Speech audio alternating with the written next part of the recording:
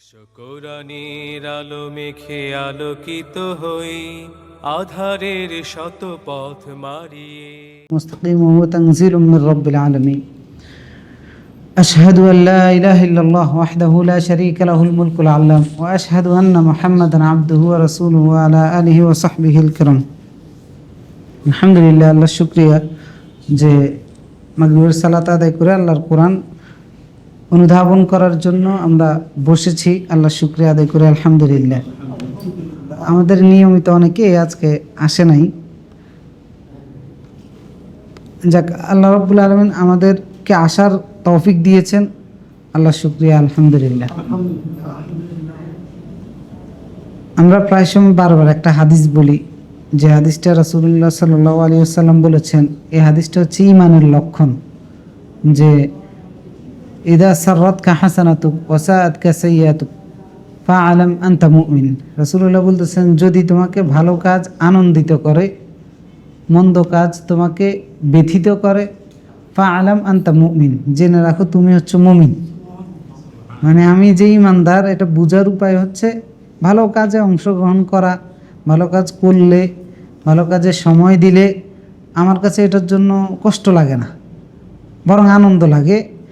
এবং এটা ফিল হয় যে আমি এখানে সময়টা অযথা ব্যয় করি নাই, বা এই সময়টা ব্যয়ের পিছনে বিরক্তিবোধ হয় না। যদি এরকম লক্ষণ থাকে তাহলে বুঝো যে তোমার ঈমান আছে, তুমি মুমিন। আর মন্দ কাজের করলে সেটার জন্য ব্যথিত হওয়া, অনুশোচনা বোধ হওয়া, অনেকের এই অনুশোচনা বোধ হয়ও না মন্দ কাজ করলে।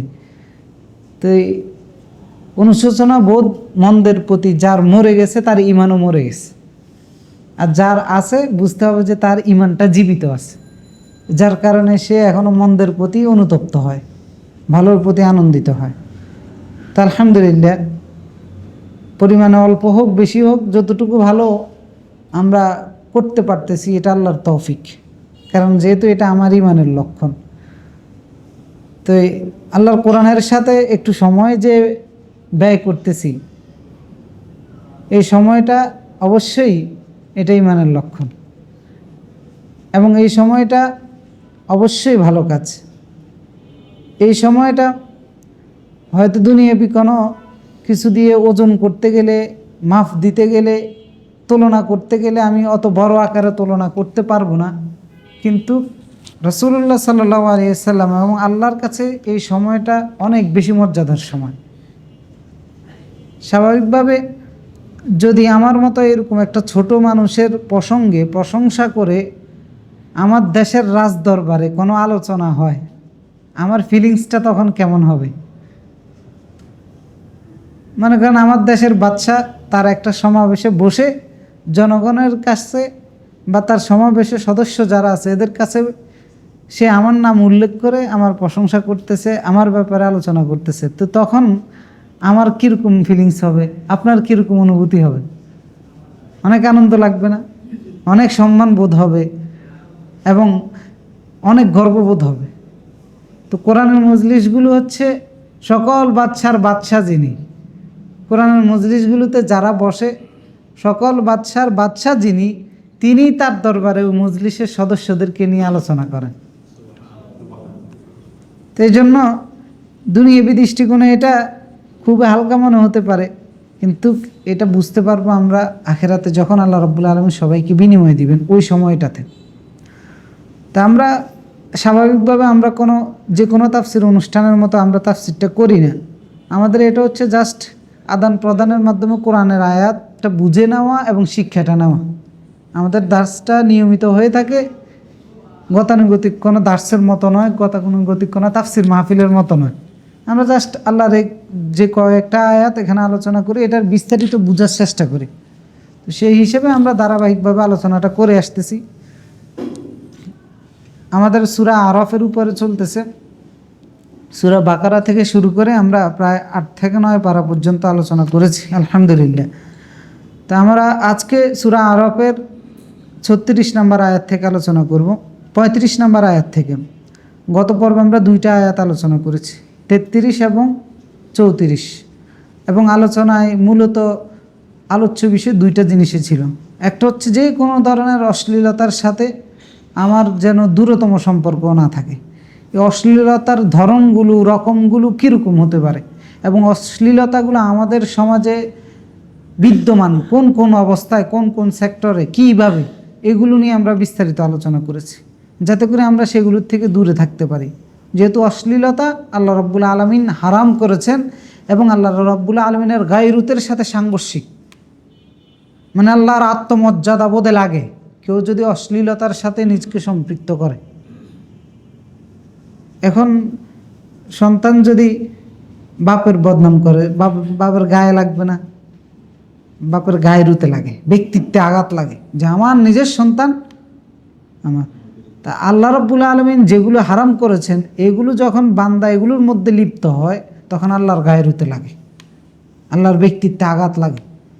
তো এই জন্য আমরা গত পর্বে আল্লাহর গায়রুত নিয়ে এবং অশ্লীলতার ধরনগুলো কীরকম, রকমগুলো কীরকম, আমাদের সমাজে কোন কোন সেক্টরে কীভাবে অশ্লীলতাগুলো বিরাজমান, এগুলো নিয়ে আমরা বিস্তারিত আলোচনা করেছি, যাতে করে আমরা সেগুলো থেকে বিরত থাকতে পারি। তা আজকে যেহেতু সূরা আরাফ আদম আলাইহিস সালামকে সৃষ্টি করার পরবর্তী ঘটনাগুলো নিয়ে নাজিল হয়েছে, তা আজকে সেই ধারাবাহিকতায় কিছু বক্তব্য আল্লাহ রাব্বুল আলামিন তুলে ধরেছেন। শুরুতে 35 নম্বর আয়াতে এসে আল্লাহ রাব্বুল আলামিন বলতেছেন যে আউযু বিল্লাহি মিনাশ শাইতানির রাজীম ইয়া বনি আদম ইম্মা ইয়াতিয়ান্নাকুম রুসুলুম মিনকুম ইয়াকুসসুনা আলাইকুম আয়াতি فمن اتقى وأصلح فلا خوف عليهم ولا هم يحزنون يا بني آدم إما يأتينكم رسل منكم يقصون عليكم آياتي। আদমের সন্তানদেরকে উদ্দেশ্য করে আল্লাহ তাআলা বলতেছেন যে নিশ্চয়ই তোমাদের কাছে আমার রাসূলগণ এসেছেন বা আসবেন। আদম আলাইহিস সালামকে দুনিয়াতে পাঠানোর পরে আল্লাহ রাব্বুল আলামিন এই কথা আদমকেও বলেছেন, তার সন্তানদেরকেও বলতেছেন যে হে আদমের সন্তানেরা, তোমাদের কাছে অবশ্যই আমার রাসূলগণ আসবেন, এসে কী করবেন? ইয়াকুসসুনা আলাইকুম আয়াতি, আমার আয়াতগুলো বিস্তারিতভাবে বর্ণনা করবেন। ফামানিত্তাকা, যে তাকওয়া অবলম্বন করবে, ওয়া আসলাহা, সংশোধন করে নেবে, ফালা খাউফুন আলাইহিম ওয়ালা হুম ইয়াহজানুন, তাদের ভয়ের কোনো কারণ নাই, চিন্তার কোনো কারণ নাই এবং তারা হতাশাগ্রস্ত হবে না, ব্যথিত হবে না, দুশ্চিন্তাগ্রস্ত হবে না। অর্থাৎ আদমের সন্তানদেরকে সান্ত্বনা দিচ্ছেন যে পৃথিবীতে আদম আলাইহিস সালামকে পাঠিয়ে দিয়ে আল্লাহ রাব্বুল আলামিন কোনো ধরনের গাইডলাইন ছাড়া একবারে দিকভ্রান্তভাবে নিজের যেমনে মন চায় এমনে চলবে, কিভাবে চলবে, এ ধরনের কোনো গাইডলাইন ছাড়া আল্লাহ রাব্বুল আলামিন আদমকে এবং তার সন্তানদেরকে ছেড়ে দেন নাই। বলে দিলেন যে আমার রাসূলগণ আসবেন এবং তারা আমার আয়াতগুলো বর্ণনা করে দিবেন। তা আলহামদুলিল্লাহ আদমের পর থেকে শুরু করে মুহাম্মদ সাল্লাল্লাহু আলাইহি ওয়াসাল্লাম পর্যন্ত অসংখ্য রাসূল এসেছেন, আসেন নাই? অসংখ্য রাসূল এসেছেন, কিন্তু সংখ্যাটা আল্লাহু আলাম। স্বাভাবিকভাবে আমরা বলি যে 1 লক্ষ অথবা 2 লক্ষ কত হাজার, আগে 24,000। তো এটা যদি এরকমই হয় এত পার্থক্য কেমনে থাকে? আল্লাহ তাআলা সংখ্যাটা কোথাও উল্লেখ করেন নাই, না সহিহ কোনো হাদিসের মধ্যে আছে, না কোনো কোরআনের কোনো একটা আয়াতের মধ্যে আছে। আল্লাহ তাআলা বলেছেন রুসুলান রুসুলান কদ কাসাসনা আলাইকুম মিন ক্বাবল ওয়া মান লাম ইয়াকসুস আলাইক, সূরা মায়েদার মধ্যে সম্ভবত, না সূরা নিসার মধ্যে, যে অসংখ্য রাসূল যাদের কাহিনী আপনার কাছে বর্ণনা করেছি আর অসংখ্য রাসূল যাদের কাহিনী আপনার কাছে বর্ণনা করিনি। রাসূলের সংখ্যা আল্লাহু আলাম, আল্লাহই ভালো জানে। হ্যাঁ, যাদের 25 জন এর মধ্যে বিখ্যাত রাসূল ছিলেন যেগুলোর নাম কোরআনের মধ্যে এসেছে, এর বাহিরেও আরও অসংখ্য রাসূল ছিলেন। সংখ্যাটা দেখেন এমন ছিল যে বনি ইসরাইলের পাড়ায় পাড়ায় রাসূল ছিল, নবী ছিল বনি ইসরাইলদের সময়। তো কয়জন রাসূলের কাহিনী আমরা জানি বনি ইসরাইলের, বিখ্যাত কয়েকজনের ছাড়া আর জানি না। এখনকার জামানায় যেরকম আমাদের পাড়ায় পাড়ায় আলেম ওলামা আছে, আল ওলামা ওয়ারাসাতুল আম্বিয়া, মানে রাসূলদের জ্ঞানের ধারক হওয়ার কারণে রাসূলের স্থলাভিষিক্ত আলেমদেরকে ধরা হয়। তো এখন পাড়ায় পাড়ায় যেভাবে রাসূলগণ আছেন, আগে বনি ইসরাইলের মধ্যে পাড়ায় পাড়ায় যেভাবে আলেম ওলামা আছেন বানি ইসরায়েলের মধ্যে এইভাবে রাসূল ছিল। কারণ যোগাযোগ ব্যবস্থার স্বল্পতার কারণে, কারণ রাসূলের উদ্দেশ্যই হচ্ছে আল্লাহর বাণীটা মানুষের কাছে পৌঁছে দেওয়া। তো এখন সেই উদ্দেশ্য যেহেতু অন্যান্য মাধ্যমে বাস্তবায়ন করা সম্ভব হচ্ছে, এই জন্য আর রাসূলের প্রয়োজন নাই। এখন মিডিয়ার মাধ্যমে বিভিন্ন মাধ্যমে বাস্তবায়ন হচ্ছে, সেজন্য আর রাসূলের প্রয়োজন নাই। তো তখন এরকম অসংখ্য রাসূল ছিল, কিন্তু 1,00,000 বা 2,24,000 যে বলা হয় তাকে মতান্তরে, এই বক্তব্যটা সঠিক নয়। না, কোনো রেফারেন্স নাই।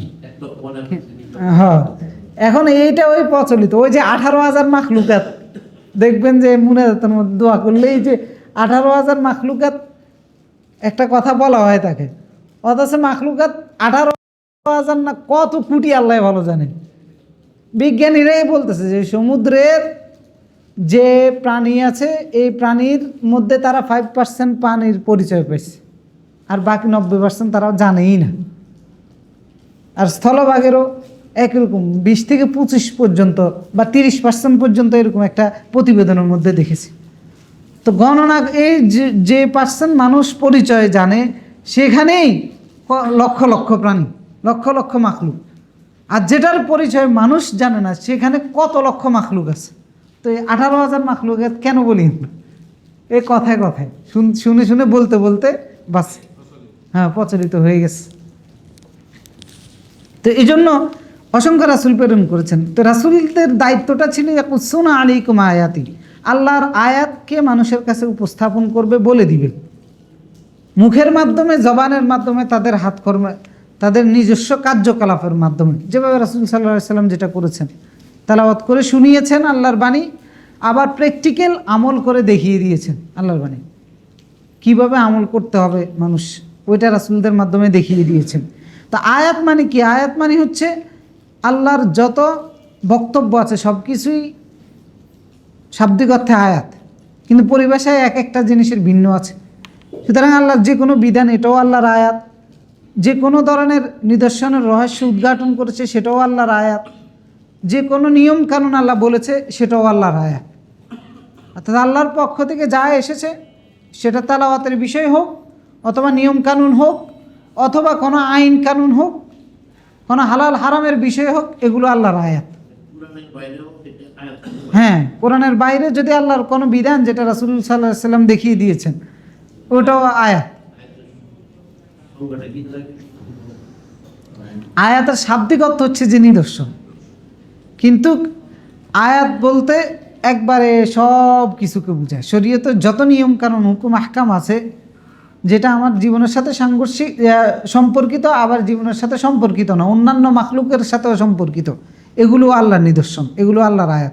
মনে করেন আল্লাহ রাব্বুল আলামিন গাছের কথা বলেছেন, আল্লাহ রাব্বুল আলামিন মাছের কথা বলেছেন, চন্দ্র সূর্যের কথা বলেছেন, স্বামী স্ত্রীর সম্পর্কের কথা বলেছেন, দিবারাত্রির পরিবর্তনের কথা বলেছেন, এই যে অনেকগুলো বিষয় বলেছেন, এগুলো সবগুলোকে আল্লাহ বলেছেন এগুলো ইন্না ফি যালিকা লাআয়াত, এটা আমার আয়াত, লিকাউমি ইয়ালামুন লিকাউমি ইয়াযাক্কারুন, এভাবে বলেছেন যে বিশ্বাসীদের জন্য নিদর্শন, উপদেশ গ্রহণকারীদের জন্য নিদর্শন, যাদের আকল আছে তাদের জন্য নিদর্শন। তো তার মানে সব কিছুই আল্লাহর আয়াতের অন্তর্ভুক্ত। কারণ এগুলো সবগুলো এসেছে কার পক্ষ থেকে? আল্লাহর পক্ষ থেকে, দেখিয়ে দিয়েছেন রাসূলরা। এরপরে বলতেছেন ফামানিত তাকা, যে তাকওয়া অবলম্বন করবে, ওয়া আসলাহা, তাকওয়া অবলম্বন করবে মানে কি? শাব্দিক অর্থ হচ্ছে আল্লাহকে ভয় করে চলবে, কিন্তু এখানে বুঝিয়েছেন যে যে আল্লাহর আদেশ এবং নিষেধ মেনে চলবে। কারণ তাকওয়ার নাম হচ্ছে এইটা, আল্লাহর আদেশ নিষেধ মেনে চলার নাম হচ্ছে তাকওয়া। কারণ আমরা এখানে আরও অনেকবার বলেছি, কারণ ভয়ের যে রিয়েকশান, এটা তাকওয়ার সাথে যায়। কারণ ভয়ের রিয়েকশানটা কীরকম? মানুষ ভয় পেলে কোনো কিছু করে অথবা কোনো কিছু করে না, ভয়ের রিয়েকশান হিসেবে। তো এইটাকে তাকওয়া বলা হয় তাকে। অর্থাৎ আপনি আল্লাহকে ভয় করে করবেন, আল্লাহকে ভয় করে করবেন না, এটার নাম হচ্ছে তাকওয়া।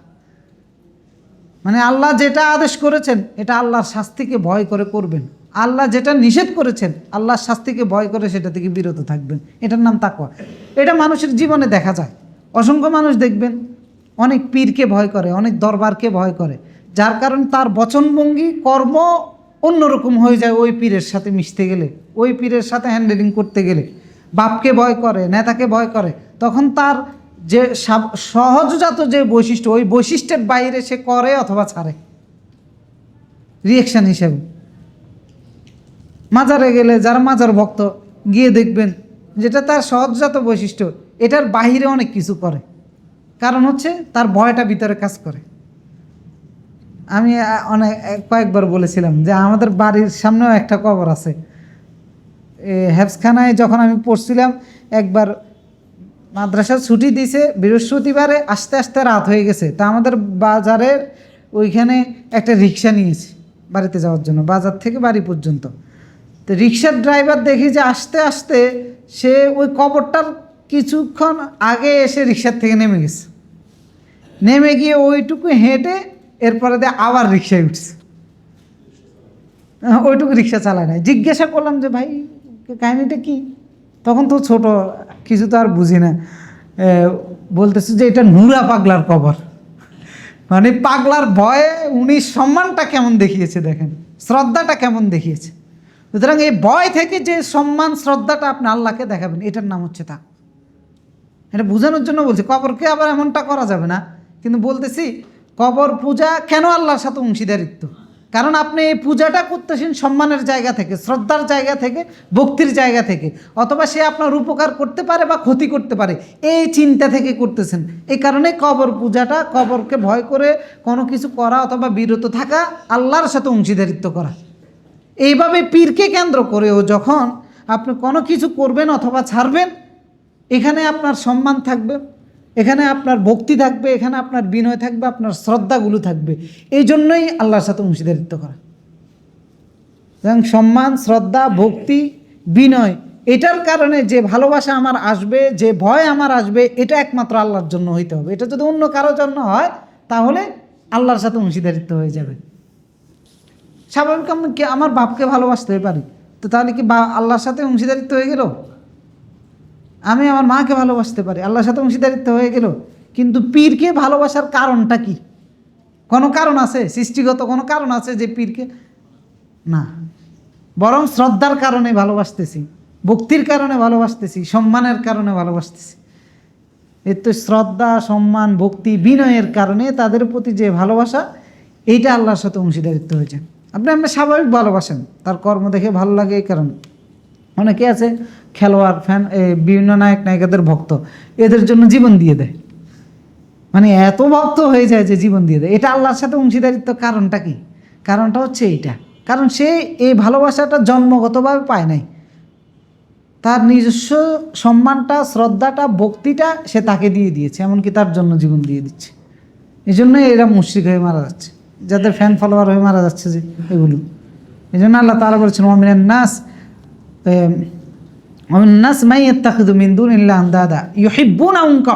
মানুষের মধ্যে এমন কিছু মানুষ আছে যারা আল্লাহর সাথে সমকক্ষ তৈরি করে। কিভাবে?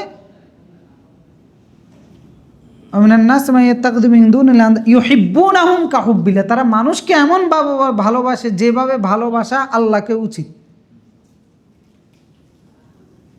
অথচ মানুষকে আল্লাহর চাইতে আরো বেশি ভালোবাসে, এরকম ঘটনাও ঘটে। তো এখানে শিরিকটা ওই জায়গায় হয়, কারণ আপনার সম্মানের কারণে একজন খেলোয়াড়কে দীর্ঘদিন দেখার কারণে আপনার সম্মান তার প্রতি আসছে। তো সম্মানের কারণে একজনকে এত ভালোবাসতে পারবেন না যে ভালোবাসার জন্য জীবন দিয়ে দিবেন। তাকওয়ার থেকে আমরা ওদিকে গিয়েছিলাম। সুতরাং তাকওয়া হচ্ছে আল্লাহকে ভয় করে আল্লাহর কোনো আদেশ পালন করা, অথবা আল্লাহর কোনো নিষেধ থেকে, যেটা আল্লাহ নিষেধ করেছেন সেটা থেকে বিরত থাকে, এটার নাম হচ্ছে তাকওয়া। এই জন্য আলী ইবনে আবি তালিব রাদিয়াল্লাহু তাআলা আনহু তাকওয়ার পরিচয় দিয়েছেন, আর তাকওয়া হুয়াল খাউফুল জালিল। তাকওয়া হচ্ছে আল্লাহর ভয়, আল্লাহ রাব্বুল ইজ্জতের ভয়। ওয়াল আমাল বিতানজিল, আল্লাহ যেটা নাজিল করেছেন ওই অনুসারে আমল করা। ওয়াল ইস্তিআদাদ লিয়াউমিত তারহিল, একদিন এই পৃথিবী থেকে চলে যাব, ওই দিনের প্রিপারেশান নিয়ে রাখার নাম হচ্ছে তাকওয়া। রমজান আসলে তাকওয়ার ওয়াজ আমরা অনেক করি, এক একজন এক একভাবে সংজ্ঞা দেয়, এক একজন এক এক রকমের বুঝাইতে থাকি, কিন্তু আমরা সাহাবায়ে কেরাম কীভাবে বুঝছে এই বুঝগুলো আমরা নিয়ে আসি না, অথচ ওই বুঝগুলোই আমাদের জন্য নিরাপদ। তা আমরা এই যে তাকওয়ার পরিচয়টা দিলাম, এটা কার বুঝ ছিল? আলী ইবনে আবি তালিব রাদিয়াল্লাহু তাআলা আনহু, ওনার বুঝ, উনি বলতেছেন যে তাকওয়া হচ্ছে এটা, যে আল্লাহকে ভয় করে কোরআন অনুসারে আমল করবা, পরকালের প্রিপারেশান নিবা, এটার নাম হচ্ছে তাকওয়া। এখন এই ফর্মুলায় মোত্তাকি হতে গেলে কিভাবে চলতে হবে? ওমর রাদিয়াল্লাহু তাআলা আনহু উবাই ইবনে কাবকে জিজ্ঞাসা করছেন, কাঁটাযুক্ত রাস্তায় কি হাঁটছিলে? তখন উবাই ইবনে কাব বলল যে হাঁটছে। তখন কি করছে? সাম্মারত, সতর্কতা অবলম্বন করছি এবং অনেক সাবধানের সাথে হাঁটছি, যাতে করি কোনো কাটা গায়ের মধ্যে না লাগে। এটা হচ্ছে তাকওয়া। দুনিয়াতে চলতে গেলে এরকম হইতে হবে। গত সপ্তাহে আমরা অশ্লীলতার ক্ষেত্রে একটা উদাহরণ মওদুদি রাহিমাহুল্লাহর বলেছিলাম, যে উনি বলেছে এই সমাজটা এমন নর্দমা, যে নর্দমার মধ্যে থাকতে হলে আমাদেরকে বাইম মাছের মতো থাকতে হবে। বাইম মাছ যেরকম সবচেয়ে ময়লাযুক্ত জায়গায় থাকে কিন্তু নিজের শরীরটা সবচেয়ে বেশি পরিষ্কার রাখে, এর মোত্তাকি হচ্ছে এরকম, একবার ময়লার ভাগাড়ের ভিতরে থাকবে কিন্তু নিজের বডি পরিষ্কার থাকবে, কোনো ময়লা তার নিজের গায়ে লাগতে দিবে না। এটার নাম হচ্ছে তাকওয়া। আর এই পুঁজিটা হচ্ছে একজন মানুষের সবচেয়ে সেরা পুঁজি। ফাইন্না খায়রাজ যাদ আত-তাকওয়া, সর্বোত্তম পাথেয় হচ্ছে তাকওয়া, আর আল্লাহকে মেনে চলা, আল্লাহর আদেশ নিষেধ মেনে চলা। ওয়া আসলাহা, আরেকটা বৈশিষ্ট্য বলেছেন, ইসলাহ করবে। ইসলাহ করা আর স্বাভাবিক ভালো পথে চলা, দুইটার মধ্যে পার্থক্য আছে। ইসলাহ কার প্রয়োজন? যার ভুল ত্রুটি হয় তার প্রয়োজন হচ্ছে সংশোধন করা। যার ভুল ত্রুটি হয় না তার তো সংশোধন করার প্রয়োজন নেই। কিন্তু আল্লাহ রাব্বুল আলামিন বললেন যে মানুষকে ইসলাহ করতে হবে, তার মানে মানুষের এই ভুল ত্রুটি হবে। সুতরাং ভুল ত্রুটি আমার হতে পারে, কিন্তু সেখান থেকে সরে আসার নাম হচ্ছে ইসলাহ। আমি নিজকে সংশোধন করে নিলাম। তো যে এভাবে নিজকে সংশোধন করে নিবে, আল্লাহ তাআলা বলতে ফালা খাউফুন আলাইহিম ওয়ালা হুম ইয়াহজানুন, এদের ভয়ের কোনো কারণ নাই, দুশ্চিন্তার কোনো কারণ নাই। অর্থাৎ পৃথিবীতে যে আমাদেরকে ছেড়ে দিয়েছেন, এই চলতে গিয়ে আমি ভুল করবই, কারণ আমার নাম কি? ইনসান। আর ইনসান শব্দের অর্থ ভুলে যাওয়া। আব্দুল্লাহ ইবনে আব্বাস বলেছেন, ইনসান শব্দটা এসেছে নাসিউন শব্দ থেকে, ওয়ালাকাদ আহিদনা ইলা আদম মিন ক্বাবল ফানাসি। আল্লাহ বলতে আদমের সাথে আমি চুক্তি করেছিলাম, আদম ভুলে গেছে।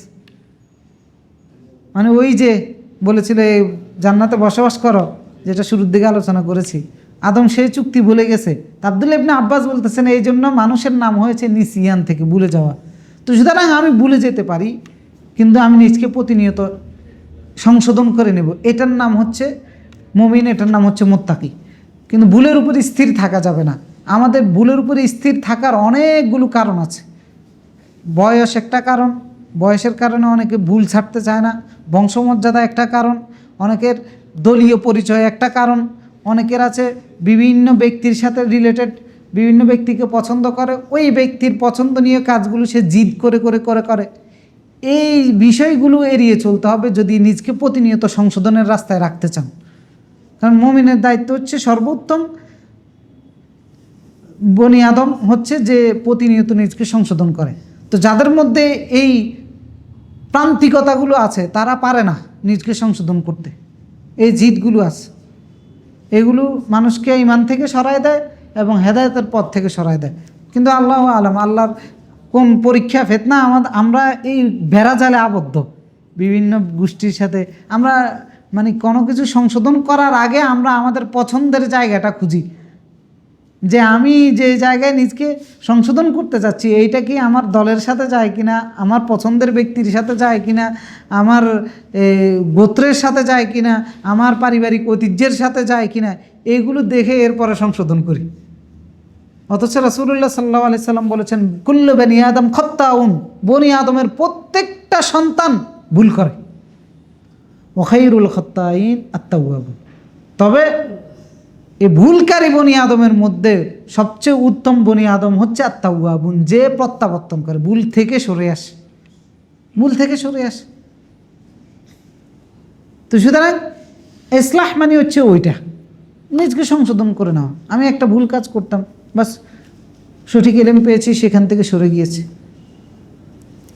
প্রতিনিয়ত নিজকে সংশোধন করা এর দায়, কিন্তু সংশোধন করতে হলে ওই যে আরও কয়েক পর্ব আগে আলোচনা করেছিলাম, অহংকার মুক্ত থাকতে হবে। অহংকার থাকলে আর সংশোধন করা সম্ভব হয় না। অহংকারের কারণে নিজেকে যে সংশোধন করব, এই উদারতা নিজের মধ্যে আসে না। অহংকার মুক্ত থাকতে হবে। ইসলাম তো সুতরাং প্রতিনিয়ত যদি ইসলাহ করে করে জীবনটাকে অতিবাহিত করে চলতে পারি, তাহলে দুনিয়ায় চলতে গিয়ে যতটুকু হায়াত আমি অতিবাহিত করি না কেন, অতটুকু হায়াতের মধ্যে যত ভুলভ্রান্তি করি না কেন, আল্লাহ আমাকে সেটার জন্য মাফ করে দিবেন। কারণ আল্লাহ রাব্বুল আলামিন সূরা ফুরকানে কি বলেছেন? ফামান তাবা ওয়া আমানা ওয়া আমিলা আমালান সালিহা, যে রিটার্ন করে ভুল থেকে, ওয়া আমিলা আমালান সালিহা, নতুন করে নেক আমল করে, মানে আগে ভুল করেছে সেটা বাদ দিয়ে এখন নতুন করে নেক আমল করে যায়, ফাউলাইকা ইউবাদদিলুল্লাহু সাইয়্যাতিহিম হাসানাত, এদের মন্দ আমলগুলোকে আমি হাসানাত দিয়ে বদল করে দিব। কারণ হচ্ছে এরা তাওবা করে প্রতিনিয়ত, আজকে এটা ভুল সংশোধন করে, কালকে ওটা ভুল সংশোধন করে, এখানে সেটা যেই হোক সংশোধন করে নিয়ে আসে। অনেকগুলো ভুল আছে যেগুলো আমাদের সমাজে প্রতিষ্ঠিত হয়ে গেছে ধর্মীয় রীতি নীতি আচার হিসেবে, তো সেইগুলো পরিবর্তন করতে গেলে অনেকে দেখা যায় যে পরিবর্তন করতে চায় না, বলে যে অমুক হুজুরে করে, তমুক হুজুরে করে, এতদিন বুঝি কি কয় ভুল করেছে, এত বড় হুজুর, অমুক মাদ্রাসার প্রিন্সিপাল, তমুক মাদ্রাসার প্রিন্সিপাল, অমুক মসজিদের খতিব, এই জাতীয় কথা দোহাইগুলো দিয়ে বলে যে এটা ব্যাঠিক বলে কেমন। এই যে একটা জিদ, এটার কারণে কি ক্ষতিগ্রস্ত হয় কি না? ক্ষতিগ্রস্ত হয়, সর্বোত্তম বনি আদমের সন্তান হওয়া থেকে বঞ্চিত হয়। তো সুতরাং আল্লাহ তাআলা বলতেছেন যে যে আল্লাহকে মেনে চলবে, ইসলাহ করে নিবে, তার ভয়ের কোনো কারণ নাই। ভয়ের কারণ নাই কি, মানে দুনিয়াতে তার হায়াতটা অতিবাহিত করতে গিয়ে দুশ্চিন্তাগ্রস্ত হওয়ার কোনো কারণ নাই যে সে ভুল পথে আছে, অথবা এটার জন্য টেনশন করার কোনো কারণ নাই, আর আখিরাতের জন্য দুশ্চিন্তার কোনো কারণ নাই। এবং কি সে আরও বেশি রিল্যাক্স হবে মৃত্যুর সময়। এইভাবে যারা চলবে, মৃত্যুর সময় রূহ কবজ করার জন্য যে ফেরেশতার টিমটা আসবে, ওই টিমটা তাকে ওই সময় সুসংবাদ দিয়ে দিবে। ইন্নাল্লাযীনা ক্বালু রাব্বুনাল্লাহ সুম্মা ইসতাকামু তাতানাজ্জালু আলাইহিমুল মালায়েকা, দলে দলে ফেরেশতা আসবে মৃত্যুর সময়, এসে বলবে আল্লা তাখাফু, ভয় পেও না, ওয়ালা তাহজানু, হতাশ হয়েও না, ওয়াবশিরু বিল জান্নাহ, জান্নাতের সুসংবাদ নাও, আল্লাতী কুনতুম তুআদুন, যেভাবে আল্লাহ চললে তোমাকে জান্নাত দিবে ওয়াদা করেছিল, তুমি ওইভাবে চলেছ, সুতরাং জান্নাতের সুসংবাদ নাও। তো তাহলে সে সামনের যে যাত্রা, এটা তার জন্য কতটা রিল্যাক্স হয়ে গেল, মানে কি পরিমাণে রিল্যাক্স হয়ে গেল। সুতরাং কেন ভয় করবে সে, কেন হতাশ হবে? এমনকি হতাশা এবং দুশ্চিন্তাগ্রস্ত হবে না, দুইটা উল্লেখ করেছেন। কেউ কেউ বলেছেন যে একটা হচ্ছে দুনিয়ার ব্যাপারে, আর একটা হচ্ছে আখিরাতের ব্যাপারে। মানে একটা জগৎ সে ফেলে দিয়ে যাচ্ছে, এই জগৎ নিয়েও তো দুশ্চিন্তা আছে, ছেলে মেয়ের জন্য আছে না, মরে গেলে এখনই তো আমরা চিন্তা করি যে আমার ছেলে মেয়ের কী হবে, একটা দুশ্চিন্তা করি। তাহলে এদেরকে রিল্যাক্স দিয়ে দিচ্ছে না, ইমানের দুর্বলতা নয়, এটা মানুষের ফিতরত। এই দুশ্চিন্তা হতে হবে বিদায় তো আল্লাহর পক্ষ থেকে সান্ত্বনা দিবে। সুতরাং এটা ফিতরত, মানে সৃষ্টিগত বৈশিষ্ট্য, এটা ইমানের দুর্বলতা না। তো সুতরাং এই রিল্যাক্সটা তাদের মৃত্যুর সময় আরও ভালোভাবে দেওয়া হবে, যেহেতু এক জগৎ ছেড়ে আরেক জগতে যাচ্ছে, দুই জগতের ব্যাপারে তাকে দুশ্চিন্তা মুক্ত করা হবে। এবং এটা প্র্যাকটিক্যালভাবে সমাজের দিকে তাকালেও আপনাদের লাইফে, আমরা আমাদের ক্ষুদ্র লাইফেও অনেক দেখেছি যে ভালো মানুষ মারা গিয়েছে, ওনার একদম ছোট ছোট বাচ্চা রেখে দুনিয়া থেকে চলে গেছে, আমরা নিজেরাই ভয় পেতাম, নিজেরাই দুশ্চিন্তা হতো, আরে অমুকের বাচ্চাগুলোর কি হবে। দেখা গিয়েছে যে আলহামদুলিল্লাহ অমুকের বাচ্চাগুলো বয়স শেষে অনেক সুন্দরভাবে আছে, অনেক প্রতিষ্ঠিত এবং অনেক ভালোভাবে আছে, কারণ আল্লাহ দায়িত্ব নিয়েছে। ভালো মানুষ ছিল, দুনিয়ার থেকে যাওয়ার সময় আল্লাহ দায়িত্ব নিয়েছে। আবার অনেকে রিল্যাক্স মোডে দুনিয়ার থেকে নিয়েছে, যেটা আমাদের দৃষ্টিকোণে আর কি, একবারে ছেলের জন্য সব কিছু ঠিকঠাক করে রিল্যাক্স করে এখন ছেলে স্বয়ং সম্পূর্ণ, এরপরে দুনিয়ার থেকে গেছে। ও বাপ যেদিন গেছে এর পরের দিন থেকে সন্তানের ধ্বংস শুরু হয়ে গেছে, একবারে দেউলিও হয়ে গেছে, এরকম ঘটনায় ঘটেছে। সুতরাং দায়িত্বটা আল্লাহর কাছে ছেড়ে দেওয়া। আল্লাহ আমাকে যেভাবে বলেছে আমি সেভাবে চলবো। সেই ক্ষেত্রে বাহ্যিক দৃষ্টিকোণে আমাকে মনে হলেও যে আমি ক্ষতিগ্রস্ত হচ্ছি, বরং এই ক্ষতি নয়, বরং এটার মাধ্যমে আমি আল্লাহর হাতে আমার ভাগ্যকে তুলে দিচ্ছি। কারণ বাহ্যিক দৃষ্টিকোণে আসন্ন আল্লাহর আদেশ মানার কারণে, আল্লাহর নিষেধ থেকে বিরত থাকার কারণে যে বিপদ আসন্ন দেখি, বাহ্যিক দৃষ্টিকোণে মনে হয় যেন এই বিপদ আমাকে শেষ করে দিবে, অথচ আল্লাহর আদেশ নিষেধ মেনে যখন আমি বিপদটাকে মোকাবেলা করব, দেখা যাবে যে এই বিপদটাই আমার জন্য সফলতা বয়ে নিয়ে আসে। কীরকম? যেমন বদরের যুদ্ধ, বাহ্যিক দৃষ্টিকোণে কী মনে হয়েছে রাসূল আত্মহত্যা করতে যাইতেছে, এটা কি সম্ভব নাকি? ঢাল নাই, তলোয়ার নাই, 1000-এর বিরুদ্ধে 300 জন নিয়ে রওনা হয়েছে। তো বাহ্যিক দৃষ্টিকোণে এটা কি মনে হচ্ছে? মনে হচ্ছে না নিজেকে ধ্বংসের মধ্যে ঠেলে দিচ্ছে? কিন্তু দেখা গেছে এই বিপদটাকে আলিঙ্গন করেছে আল্লাহ, এটার মাধ্যমে সফলতা দিয়ে দিয়েছে। সুতরাং আল্লাহর আদেশ পালন করা, আল্লাহর নিষেধ পালন করা, আসন্ন বিপদ আসলে সেই বিপদের সাথে আলিঙ্গন করা মানে হচ্ছে আমি আমাকে আল্লাহর সাহায্যের হাতে সোপর্দ করতেছি, বাস এখন আমার অভিভাবক আল্লাহ। তারপরে ওই বিপদটা যেহেতু আল্লাহর আদেশ, আল্লাহর নিষেধ, সেটাকে মোকাবেলা করা। এভাবেই নবীরা চলেছেন, এভাবে রাসূলগণ এভাবেই চলেছেন। নিজের কোনো যোগ্যতা যতটুকু আছে অতটুকু ঢেলে দিয়েছেন, বাকিটার কারণে যদি অক্ষম হয়ে যান আল্লাহর আদেশ থাকলেও সেখানে ঝাঁপিয়ে পড়েছেন। ইব্রাহিম আলাইহিস সালাম তার উদাহরণ। আল্লাহর আদেশ নিষেধ, আল্লাহর আদেশ থাকার কারণে যেখানে দেখেছেন যে সন্তানকে জবাই করা, এটা কীভাবে সম্ভব? কিন্তু আল্লাহর আদেশ, যার কারণে বিপদ দেখেও নিজেকে সোপর্দ করে দিয়েছেন। বাস আল্লাহ খুশি হয়ে গেছেন, সন্তানের জায়গায় কাবস দুম্বা বসিয়ে দিয়েছেন। তো সুতরাং আল্লাহর আদেশ পালন করতে গিয়ে যে বিপদের মুখোমুখি হব, এটা বিপদ নয়, বরং এটাই আমাকে আল্লাহর সাহায্যের দিকে নিয়ে যাচ্ছে। তো আল্লাহ রাব্বুল আলামিন এই আয়াতে আমরা অনেক কিছু বলেছি, কিন্তু মূল উদ্দেশ্য হচ্ছে এটা। আল্লাহ রাব্বুল আলামিন আদমের সন্তানদেরকে জানাচ্ছেন যে অসংখ্য রাসূল আমি প্রেরণ করেছি, অসংখ্য রাসূল তোমাদের কাছে এসেছে এবং তোমাদের কাছে আসবে। যদি আদমের সময় বলে থাকেন তাহলে আগাম বার্তা দিয়েছেন যে অসংখ্য রাসূলগণ তোমাদের কাছে আসবে, যারা আমার আয়াতগুলো, নিদর্শনগুলো তোমাদের কাছে তুলে ধরবে। সেগুলো যারা মেনে চলবে তাদের ভয় দুশ্চিন্তার কোনো কারণ নাই।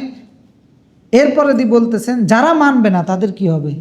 পরের আয়াতে 36 নম্বর আয়াতে, ওয়াল্লাযীনা কাযযাবু বিআয়াতিনা ওয়াস্তাকবারু আনহা উলাইকা আসহাবুন নারি হুম ফিহা খালিদুন। যারা আমার আয়াতগুলোকে মিথ্যা প্রতিপন্ন করবে, ওয়াস্তাকবারু আনহা, এবং সেগুলোর সাথে অহংকার করবে, গাদ্দারি করবে, উলাইকা আসহাবুন নার হুম ফিহা খালিদুন, বলে দিলেন সহজ যে এরা জাহান্নামের অধিকারী হবে, চিরস্থায়ী জাহান্নামের অধিকারী, এদের পরিণতি। সুতরাং আল্লাহ যে আমরা যে বললাম আল্লাহর আয়াতগুলো কি, সুতরাং এগুলো যারা মানবে না, আল্লাহর বিধিবিধানগুলো, আল্লাহর আদেশ নিষেধগুলো যারা মানবে না, এগুলো মানতে হলে অহংকারী হইতে হবে। তা আল্লাহ তাআলা বলতেছেন অহংকারী করবে এগুলোর সাথে, এদের পরিণতি হচ্ছে জাহান্নাম, হুম ফিহা খালিদুন, জাহান্নামের মধ্যে এরা চিরস্থায়ী হিসেবে থাকবে।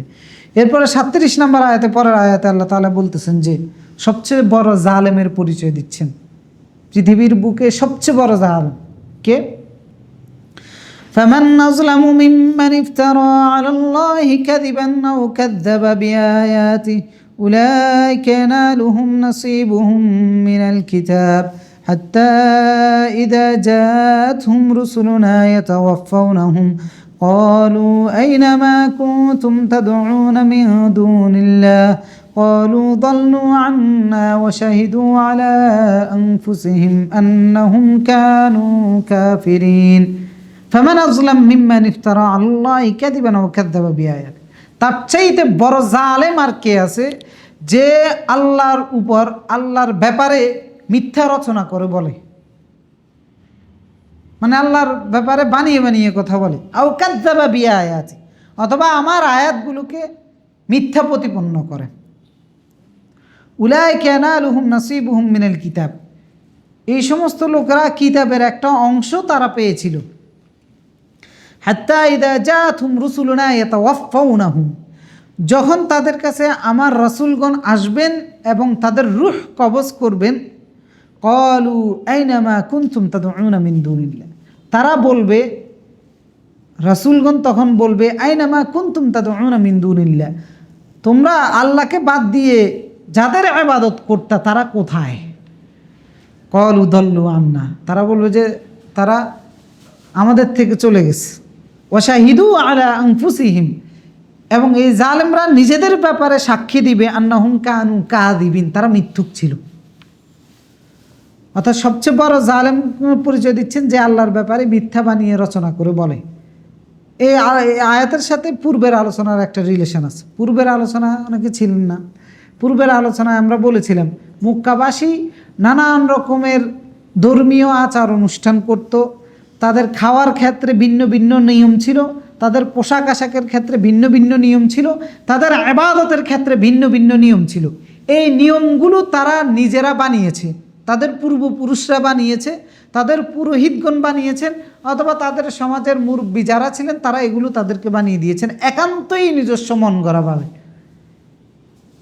এখন পরবর্তী প্রজন্ম এগুলো করে যাচ্ছে আর দাবি করতেছে যে এইগুলো আল্লাহর পক্ষ থেকে।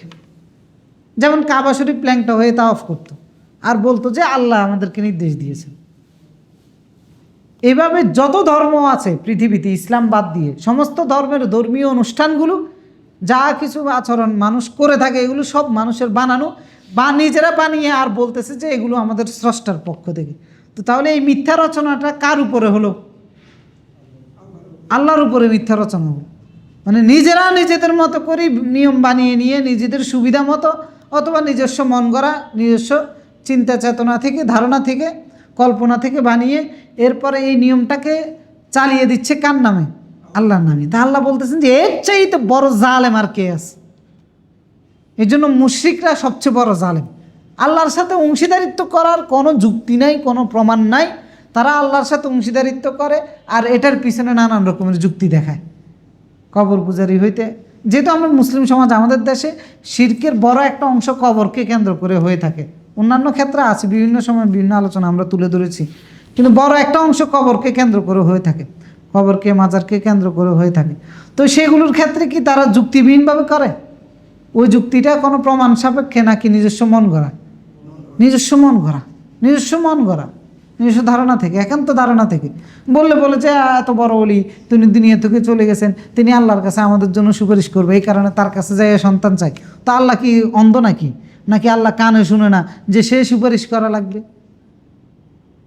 তো সুতরাং সরাসরি আল্লাহর কাছে চাও, তার মাধ্যমে চাইতে হবে কেন? সুতরাং সে সুপারিশ না করলে আল্লাহ দিবে না, এই যে কথা আল্লাহর ব্যাপারে বলা, এটা কি আল্লাহর ব্যাপারে সত্য কথা না মিথ্যা কথা? মিথ্যা কথা। ফামান আযলামু মিম্মান ইফতারা আলাল্লাহি কাযিবা, তার চেয়ে বড় জালেম আর কে আছে যে আল্লাহর ব্যাপারে মিথ্যা রচনা করে বলে? আও কাযযাবা বিআয়াতি, অথবা আল্লাহর আয়াতকে অস্বীকার করে। যেমন মক্কার মুশরিকরা রাসূল তাদের কাছে যে বক্তব্য তুলে ধরতেছেন এই বক্তব্যগুলোকে তারা অস্বীকার করতো, এমনকি তারা সরাসরি বলতো না আল্লাহ আমাদের উপর কোনো আয়াত নাজিল করে নাই। একবারে ডাইরেক্টলি তারা বলতো যে আল্লাহ কোনো ধরনের বিধান, কোনো ধরনের নিয়মকানুন, কোনো আয়াত আল্লাহর পক্ষ থেকে আসেনি। তো এই যে ডাইরেক্ট অস্বীকার করা আল্লাহর আয়াতকে, আল্লাহ তাআলা বলতেছেন এটা সম্ভব হচ্ছে ওর পক্ষে যে সবচেয়ে বড় জালেম, সবচেয়ে বড় জালেম। এই জুলুমটা মানুষের সাথে করতেছে নাকি আল্লাহর সাথে? যারা এই ধরনের জুলুম করে এটা কার সাথে করে? আল্লাহর সাথে করে। তো এই জন্য আল্লাহ বলতেছেন সবচেয়ে বড় জালেম হচ্ছে উলাইকা লাহুম নাসীবুম মিনাল কিতাব। এই জালেমদের একটা অংশ হচ্ছে এরকম যে এক দলের কিতাবের কিছু অংশ আছে, মানে কিতাবের জ্ঞান তাদের মধ্যে আছে। এর দ্বারা বুঝিয়েছেন ইহুদি এবং খ্রিস্টানদেরকে, কারণ ইহুদি এবং খ্রিস্টানরা শিরিক করে কিনা, ইহুদি এবং খ্রিস্টানরা শিরিক করে। এখন সেই শিরিকটা, অথচ তারা আসমানি কিতাবের অধিকারী, তাওরাত এবং ইনজিল তাদের উপরে নাজিল হয়েছে। তো আসমানি কিতাবের জ্ঞান থাকা সত্ত্বেও তারা আল্লাহর সাথে অংশীদারিত্ব করে, এই জুলুমটা করে। অর্থাৎ কোরআনকে অস্বীকার করেছে এবং কোরআনের আয়াতকে অস্বীকার করেছে। এই জন্য তাদেরকে বলেছেন যে উলাইকা লাহুম নাসীবুম মিনাল কিতাব, মানে এতই দুর্ভাগা যে এদের কিতাবের জ্ঞান আছে তারপরেও তারা এই জুলুম করে। আবার কিতাব দ্বারা বুঝিয়েছেন ভাগ্য, কারণ ভাগ্যকে কাতাবা ইয়াকতুব মানে হচ্ছে লিখা, তো কিতাব আবার ভাগ্যকেও বলা হয় থাকে। অর্থাৎ আল্লাহ যেটা লিপিবদ্ধ করে দিয়েছেন, যেটা বরাদ্দ করে দিয়েছেন, এটাকেও কিতাব বলা হয় থাকে। তো উলাইকা লাহুম নাসীবুম মিনাল কিতাব, অর্থাৎ এরা তাদের নসিবের জন্য যেটা বরাদ্দ করা হয়েছে তারা সেটাই পাবে।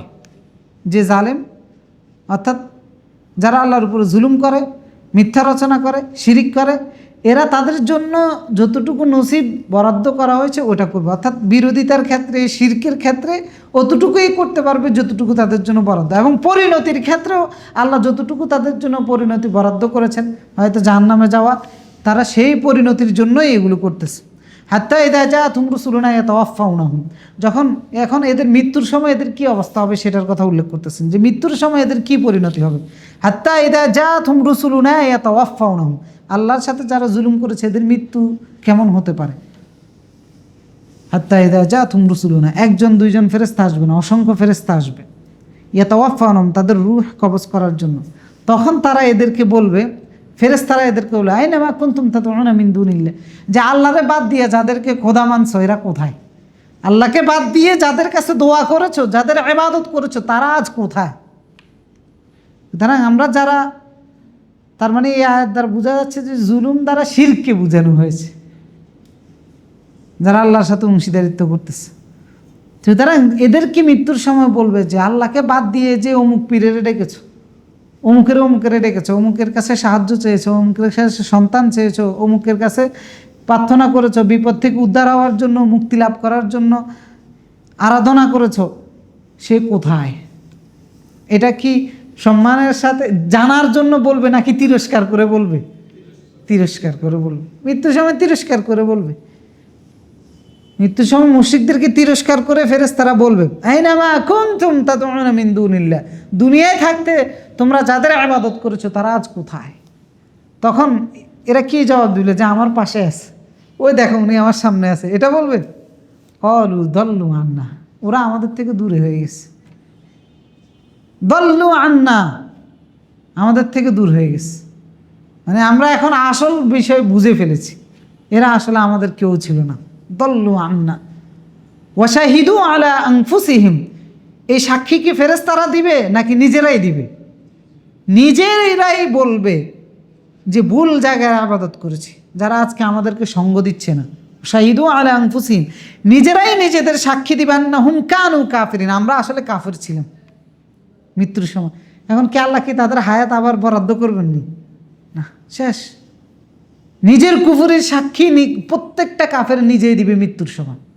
এই জন্য মৃত্যুর সময় কাফেরের অবস্থা আর মুমিনের অবস্থা ভিন্ন ভিন্ন হবে। পরকালের প্রতি ঈমান, সেখানে আমরা ওই একটা জুমার আলোচনায় উল্লেখ করেছিলাম যে মৃত্যুর পূর্বে মানুষের অবস্থা কীরকম হবে। যেহেতু মানুষ দুই শ্রেণীর, এক দল হচ্ছে মুমিন আর এক দল হচ্ছে কাফের, সুতরাং মৃত্যুর সময় দুই দলের অবস্থা সাকরাতুল মাউত যেটাকে বলা হয় থাকে, মৃত্যুর পূর্ব মুহূর্তে ভিন্ন ভিন্ন হয়ে থাকে। মুমিনের কাছে আসে রহমতের ফেরেশতারা, যারা তাকে সুসংবাদ দেয়, যারা তাকে অত্যন্ত আনন্দের সাথে সুসংবাদ দিয়ে তার রূহটাকে বের করে নিয়ে যায়।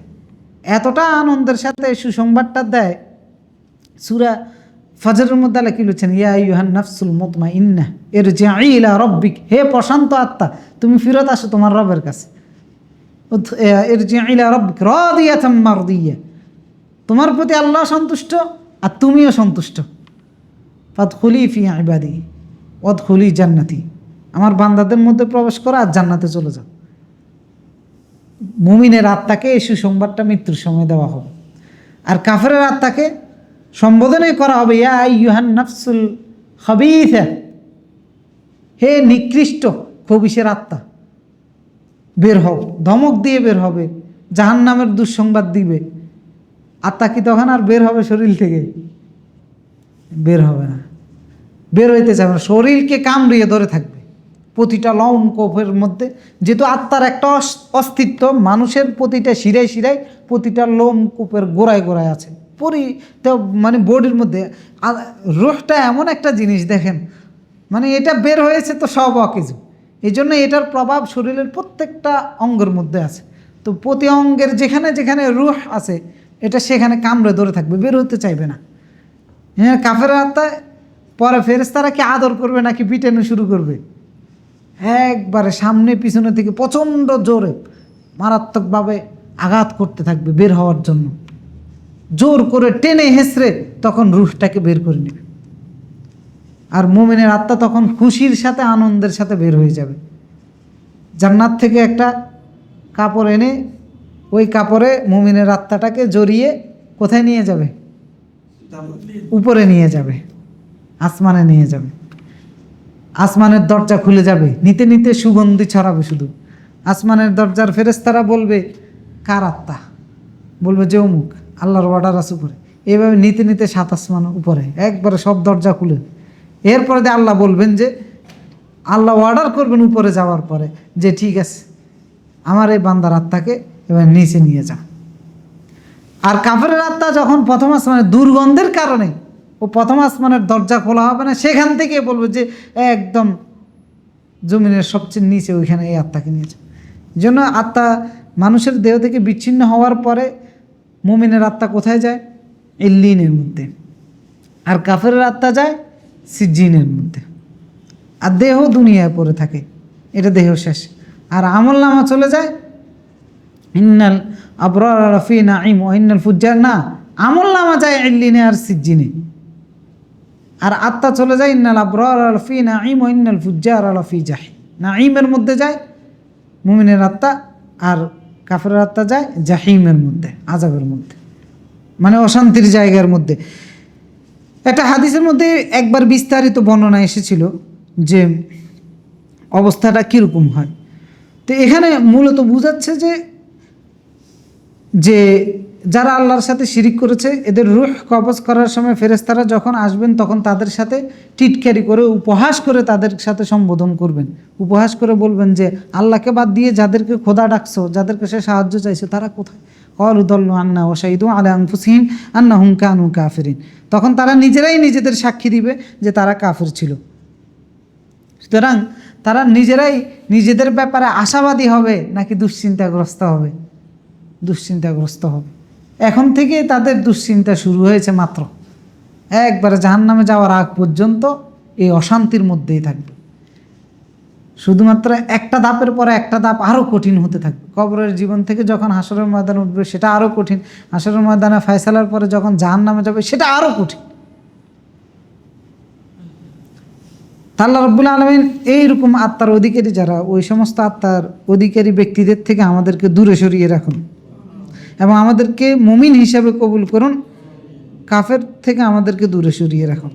এখন এই মানুষগুলো, যে মানুষগুলোর এই কঠিন পরিণতি হবে, এই জালেমগুলো, এদের জায়গা কোথায় হবে? এদের চূড়ান্ত পরিণতি কোথায় হবে?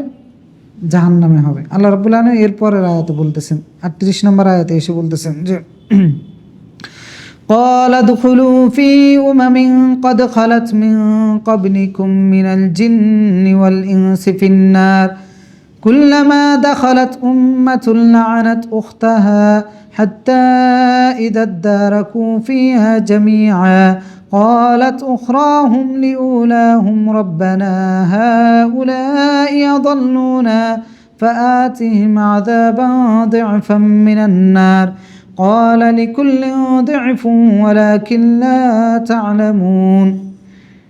হাশর ময়দানে ফয়সালা হয়ে কাফেররা চলে গেল জান্নাতে। এখন কাফের কি শুধু একটা প্রজন্ম? আরও প্রজন্মের পর প্রজন্ম। তো সব প্রজন্ম কি একসাথে যাবে কাফে জাহান্নামে? না, প্রতিটা উম্মতকে দল বেঁধে বেঁধে জাহান্নামে নিয়ে যাওয়া হবে। এরকম এক দলের পর আরেক দল যাবে, এক দলের পর আরেক দল যাবে জাহান্নাম। তো ক্বালাত খুলু ফি উমামিন কদ খালাত মিন ক্বাবলিহিম মিনাল জিন্নি ওয়াল ইনসি ফিন্নার, মানুষের মধ্য থেকে এবং জিনের মধ্য থেকে তোমাদের পূর্বে যারা অতিবাহিত হয়ে গেছে এইরকম জাতিগুলো যখন জাহান্নামের মধ্যে প্রবেশ করবে, মানে তোমাদের পূর্বকার জিন এবং ইনসানের জাতি যেগুলো জাহান্নামে যাবে, এরা যখন জাহান্নামে প্রবেশ করবে, কুল্লামা দাখালাত উম্মাতুন লাআনাত উখতাহা, একটা দল যখন জাহান্নামে প্রবেশ করবে আরেকটা দল এই দলের উপরে লানত করবে।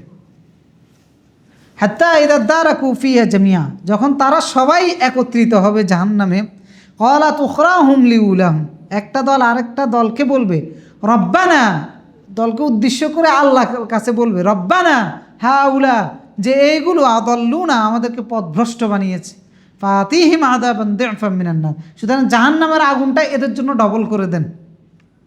ওয়াকালা লিকুল্লিন দি'ফ ওয়ালাকিন লা তা'লামুন, আল্লাহর পক্ষ থেকে বলা হবে প্রত্যেকের জন্য ডবল আযাব, ওয়ালাকিন লা তা'লামুন, কিন্তু তোমরা বুঝতেছো না। মানে যে দল আগে জাহান্নামে চলে গেছে এরপর আরেক দল যাবে না, তো যারা আগে জাহান্নামে আছে এরা কি ওই দলকে স্বাগত জানাবে? বলবে আসেন আসেন মারহাবা, আসেন আমাদের সাথে যুক্ত হন, এরকম কি কোনো ধরনের সংবর্ধনা দিবে? বরং লানত করবে। কারণ এটা লানতের জায়গা, লাঞ্ছনার জায়গা, বঞ্চনার জায়গা, অশান্তির জায়গা। এই কারণে একদল আরেক দলকে লানত করবে, এক দলের পর এক দল, একটা প্রজন্মর পর একটা প্রজন্ম জাহান্নামে যাবে, এক দল আরেক দলকে লানত করবে। যারা আগে প্রবেশ করবে এরা পরবর্তীতে যারা আসবে তাদেরকে লানত করবে, যারা পরে প্রবেশ করবে তারা আগে যারা ঢুকছে এদেরকে লানত করবে। আর জান্নাতীদের ক্ষেত্রে তো উল্টা হবে, একদল আরেক দলকে স্বাগত জানাবে শুধু আনন্দ চিত্তে, আরে আসো আসো, তোমাদের জন্যই তো অপেক্ষায় ছিলাম। মানে ভিন্ন রকম চিত্র।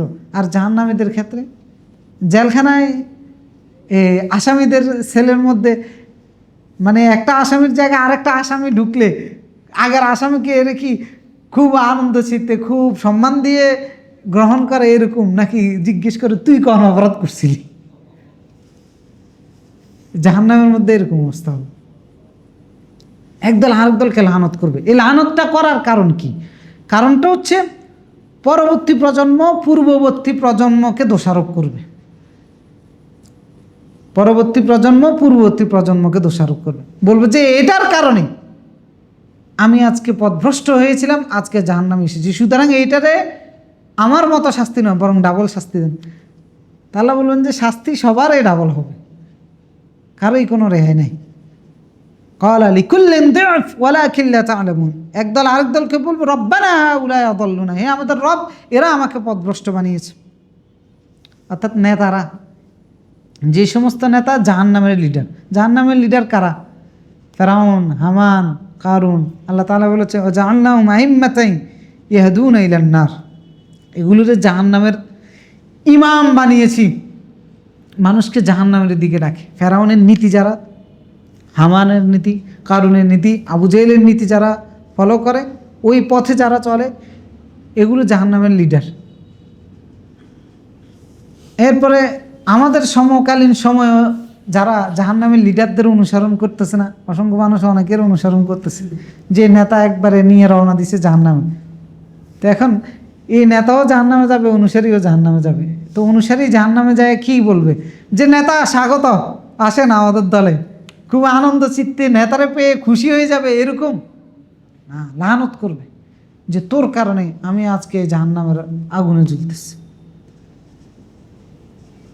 এবং আল্লাহর কাছে প্রার্থনা করবে যে রব্বানা হাউলা আযাল্লুনা, হে আমাদের রব এরা আমাদেরকে পথভ্রষ্ট বানিয়েছে, এরা আমাদেরকে সত্য বিমুখ বানিয়েছে, কোরআন থেকে দূরে সরিয়েছে, আপনার আদেশ পালন করতে বাধা দিয়েছে, আপনার নিষেধ পালন করতে বাধা দিয়েছে।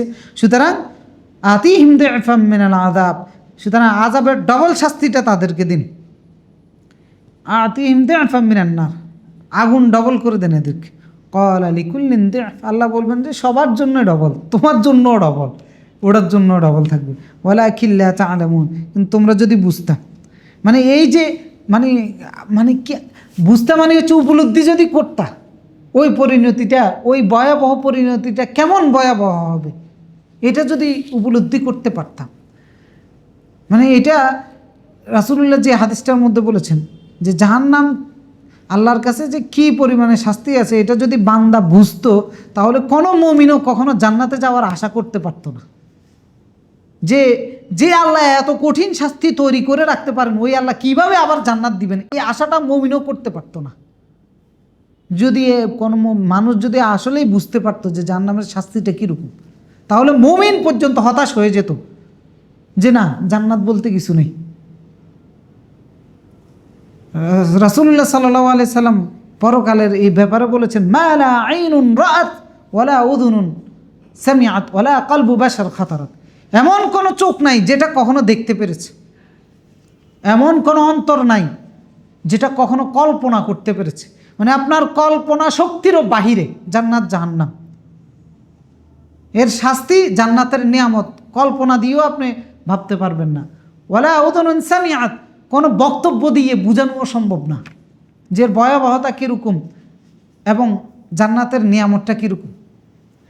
আমরা মদিনা ইউনিভার্সিটিতে যখন পড়াশোনা করতেছিলাম, লন্ডন থেকে এক ফিল্মের ডাইরেক্টর এই 3D অ্যানিমেশন মুভি বানায় ওনারা। তো ওনারা একটা বাজেট করেছে যে মানুষ দিনের পথে থাকে না, জাহান্নামকে ভয় করে না, জান্নাত নিয়ে আকাঙ্ক্ষিত হয় না। সুতরাং আমরা 3D মুভি আকারে যদি জান্নাতটা বানাই এবং 3D মুভি আকারে যদি জাহান্নামটা বানাই, তাহলে মানুষ এটা দেখে কিছুটা ভয় মানুষের মনের মধ্যে আসতে পারে। এখন আমরা এরকম একটা মুভি বানাতে চাচ্ছি, এটার জন্য শরঈ একটা নির্দেশনা বা বৈধতার জন্য মদিনা ইউনিভার্সিটির শরিয়া ডিপার্টমেন্টের কাছে এসেছিল। আমরা তখন শরিয়া ডিপার্টমেন্টে পড়ি, তো লন্ডনে এবার বাংলাদেশি ছিলেন, আমাদের কাছে এসেছিলেন। তা আমরা তো চিন্তা করলাম যে সমস্যা কি, এটা তো মানুষ স্বাভাবিকভাবে কি কয় একটা জিনিস দেখলে প্র্যাকটিক্যালভাবে তার অভিজ্ঞতা হয়, তখন তার ভিতরে ভয়টা আরও বেশি আসতে পারে। সুতরাং জাহান্নামের ভয়াবহতাগুলো যদি একটা 3D মুভি আকারে দেখানো হয়, আমাদের কাছে মনে হলো আর কি যে এটা তো অসুবিধার কিছু হয় না। ওই যে জ্ঞান যার কাছে থাকে সে বুঝে। যখন আমরা শরিয়া ডিপার্টমেন্টের একজন ডিনের কাছে গেলাম, উনি তখন বললো যে না, এটা করা যাবে না, কারণ রাসূলুল্লাহ বলেছেন মালা আইনুন কি মালা আইনুন বাস ওয়ালা উযুনুন সামিআত ওয়ালা কলবু বাশার খাতারাত ওয়ালা আইনুন বাসারাত, মানে এমন কোনো চোখ নাই যেটা দেখতে পেরেছে, এমন কোনো কল্পনা শক্তি নাই যেটা কল্পনা করেছে। সুতরাং মুভি যেটা বানাবেন সেটা তো আপনার কল্পনা, আমি যেটা দেখব সেটা তো জান্নাত জাহান্নাম তো এই দেখারও বাহিরে, কল্পনারও বাহিরে। আমি যেটা শোনাবো এই শোনারও বাহিরে। সুতরাং আমি মুভি বানালে জান্নাত জাহান্নামের মতো হবে না, এটা সম্ভব না। এই জন্য এটা করা যাবে না, কারণ আপনি যেটা করবেন এটা আসলে ওইটার মতো নয়, ওটার চাইতে আরও যখন আরও উঁচু, মানে মালা উযুনুন সামিআত ওয়ালা কলবু বাশার খাতারাত ওয়ালা আইনুন বাসার। তো এই জন্য পরে বললেন যে না, এরকম মুভি বানানো যাবে না। তা আমরাও পরে আরে আসলেই তো ঠিক, রাসূল তো বলেছেন কল্পনা শক্তি কল্পনা করতে পারবে না, যে মুভি বানাবেন এটা তো আপনি কল্পনা করে বানাচ্ছে, কিছু বর্ণনা দেখে আপনি আপনার মতো করে সিনারি দেখাচ্ছে। তো সুতরাং এই জন্য আল্লাহ তাআলা এখন বান্দাদেরকে বলতেছেন, জাহান্নামে যারা যাবে কাফেরদেরকে সতর্ক বলতে, ওয়ালা কিল্লা তা'লামুন, কিন্তু যদি তোমরা ওয়ালা কিল্লা তা'লামুন, কিন্তু তোমরা বুঝো না, তা'লামুন বুঝতে পারতেছ না, মানে জাহান্নামের শাস্তিটা যে কীরকম হবে কাফেরদেরকে বলতেছে। একদল আরেক দলকে ভৎসনা করবে। এরপরে আবার বলতেছেন যে ওয়াকালাত উলাহুম লিউখরাহুম ফামা কানা লাকুম আলাইনা মিন ফাদলিন ফাযুকুল আযাব বিমা কুনতুম তাকসিবুন। একদল যে আরেক দলকে দোষারোপ করবে, এখন যাকে দোষারোপ করা হয়েছে সে বলবে যে ফামা কানা লাকুম আলাইনা মিন ফাদলিন, একবারে নিজেরা আজকে সাধু সাজতে যেও না, আমাদের উপরে তোমাদের কোনো মর্যাদা এই জাহান্নামে নাই। অর্থাৎ জাহান্নামে কারো কোনো মর্যাদা নাই, তোমরা আমরা উভয়ই সমান আসামি। এখানে আমাদের উপরে দোষারোপ করে যে তোমরা সাধু হবা এরকম কোনো সুযোগ নেই। বিমা কুনতুম ফাযুকুল আযাব, তোমরা শাস্তি ভোগ করো তোমাদের কৃতকর্মের জন্য, আমরাও আমাদের কৃতকর্মের জন্য। এখন এই নেতারা এবং কর্মীরা অনুসারীদের এই পরিণতি হবে জাহান্নাম। এই জন্য আল্লাহ রাব্বুল আলামিন নেতা অনুসরণ করার ক্ষেত্রে সতর্ক করে দিয়েছেন। সূরা বাকারার 166 এবং 67 নম্বর আয়াতে বলেছেন ওইরকম নেতাদেরকে এড়িয়ে চলার জন্য। নেতা বলতে বুঝাচ্ছি পীর হতে পারে, একজন আলেম হতে পারে, যার পিছনে আপনি চলতেছেন, যার গাইডলাইন মেনে আপনি চলতেছেন, আপনার জীবনটা চালাচ্ছেন, ওই গাইডলাইনটা যেন আপনাকে জাহান্নামে না নিয়ে যায়। এই জন্য পীর হোক, আলেম হোক, নেতা হোক, ওইরকম ব্যক্তিদেরকে ধরেন যারা আপনাকে জান্নাতে নিয়ে যেতে পারবে। কারণ আল্লাহ রাব্বুল আলামিন বলেছেন ইদ তাবাররা আল্লাযীনা তুবিউ মিনাল্লাযীনা ইত্তাবাউ ওয়া রাউল আযাব, সূরা বাকারা 166 নম্বর আয়াতে, যে যাদেরকে অনুসরণ করা হয়েছে এবং অনুসারীরা আযাব দেখার সময় তাদের সম্পর্কটা বিচ্ছিন্ন হয়ে যাবে। অনুসারী এবং অনুসরণকারী ব্যক্তি তাদের সম্পর্কটা বিচ্ছিন্ন হয়ে যাবে যখন তারা আযাব দেখতে পাবে, অর্থাৎ মৃত্যুর সময় সম্পর্কটা বিচ্ছিন্ন, মৃত্যুর সময় কাফেররা তাদের পরিণতি দেখতে পাবে। ওয়াকাল আল্লাযীনা ইত্তাবাউ লাউ আন্না লানা কাররা, অনুসারীরা বলবে লাউ আন্না লানা কাররা, যদি আমাদের আরেকটা পালা থাকতো, মানে আমাদের যদি এরকম একটা সুযোগ থাকতো যে আমাদেরকে আবার ফেরত পাঠানো হবে, লাউ আন্না লানা কাররাতান ফানাতাবাররা মিনহুম কামা তাবাররাউ মিন্না, এই নেতাগুলো থেকে আমরা বিচ্ছিন্ন হয়ে থাকতাম যেভাবে আজকে বিচ্ছিন্ন হয়ে গেছে। কাযালিকা ইউরিহিমুল্লাহু আমালাহুম। আল্লাহ তাআলা বলতেছেন যে এইভাবে তাদের কৃতকর্মের জন্য আসরাতিন আলাইহিম, তাদেরকে তাদের আফসোসের কারণগুলো দেখানো হবে। মানে নিজের কৃতকর্মের জন্য নিজে আফসোস করা ছাড়া আর কোনো কিছু থাকবে না। এইভাবে নিজের কৃতকর্মের জন্য শুধু আফসোসই করতে থাকবে যারা ভুল নেতার অনুসরণ করেছে। ওমা হুম বিখারিজিনা মিনান নার, কিন্তু জাহান্নাম থেকে কি বের হতে পারবে? বের হওয়ার কোনো সুযোগ নেই। এবার নেতা হোক অনুসারী হোক। ওয়াকালু রব্বানা ইন্না আতা'না সাদাতানা, সূরা আহজাবের মধ্যে বলেছেন জাহান্নামীরা বলবে, অনুসারীরা বলবে, রব্বানা ইন্না আতা'না সাদাতানা, আমরা তো আমাদের নেতাদের অনুসরণ করেছিলাম। ওয়া কুবারানা, আমাদের পূর্বপুরুষদের, আমাদের বয়স্ক যারা ছিল, আমাদের লিডার যারা ছিল, তাদেরকে অনুসরণ করে আমরা চলেছি। ফাদাল্লুনা সাবিলা, তারা না আমরা সঠিক রাস্তা থেকে তারা আমাদেরকে বিচ্ছিন্ন করেছে। এখন এই অজুহাত দিয়ে কি বাঁচার কোনো সুযোগ আছে? না। রব্বানা আতিহিম দি'ফাইন মিনাল আযাব, তখন আল্লাহর কাছে দোয়া করবে যে ডবল শাস্তি তাদেরকে দেন। ওয়ালা আনহুম লাআনান কাবীরা, তারা লানত করতে থাকবে বড় ধরনের লান অনুসারীদেরকে।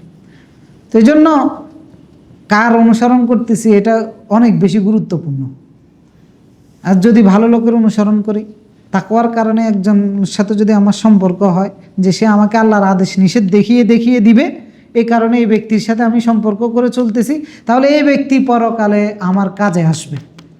এই ব্যক্তির সাথে সম্পর্ক দুনিয়াতে আমার যেভাবে ছিল পরকালেও ঠিক একইভাবে থাকবে। এই জন্য আল্লাহ তাআলা সূরার মধ্যে অথবা সূরা যুখরাফের মধ্যে বলেছেন, আল আখিল্লাউ ইয়াওমাইদিন বা'দুহুম লিবা'দিন আদু ইল্লাল মুত্তাকুন।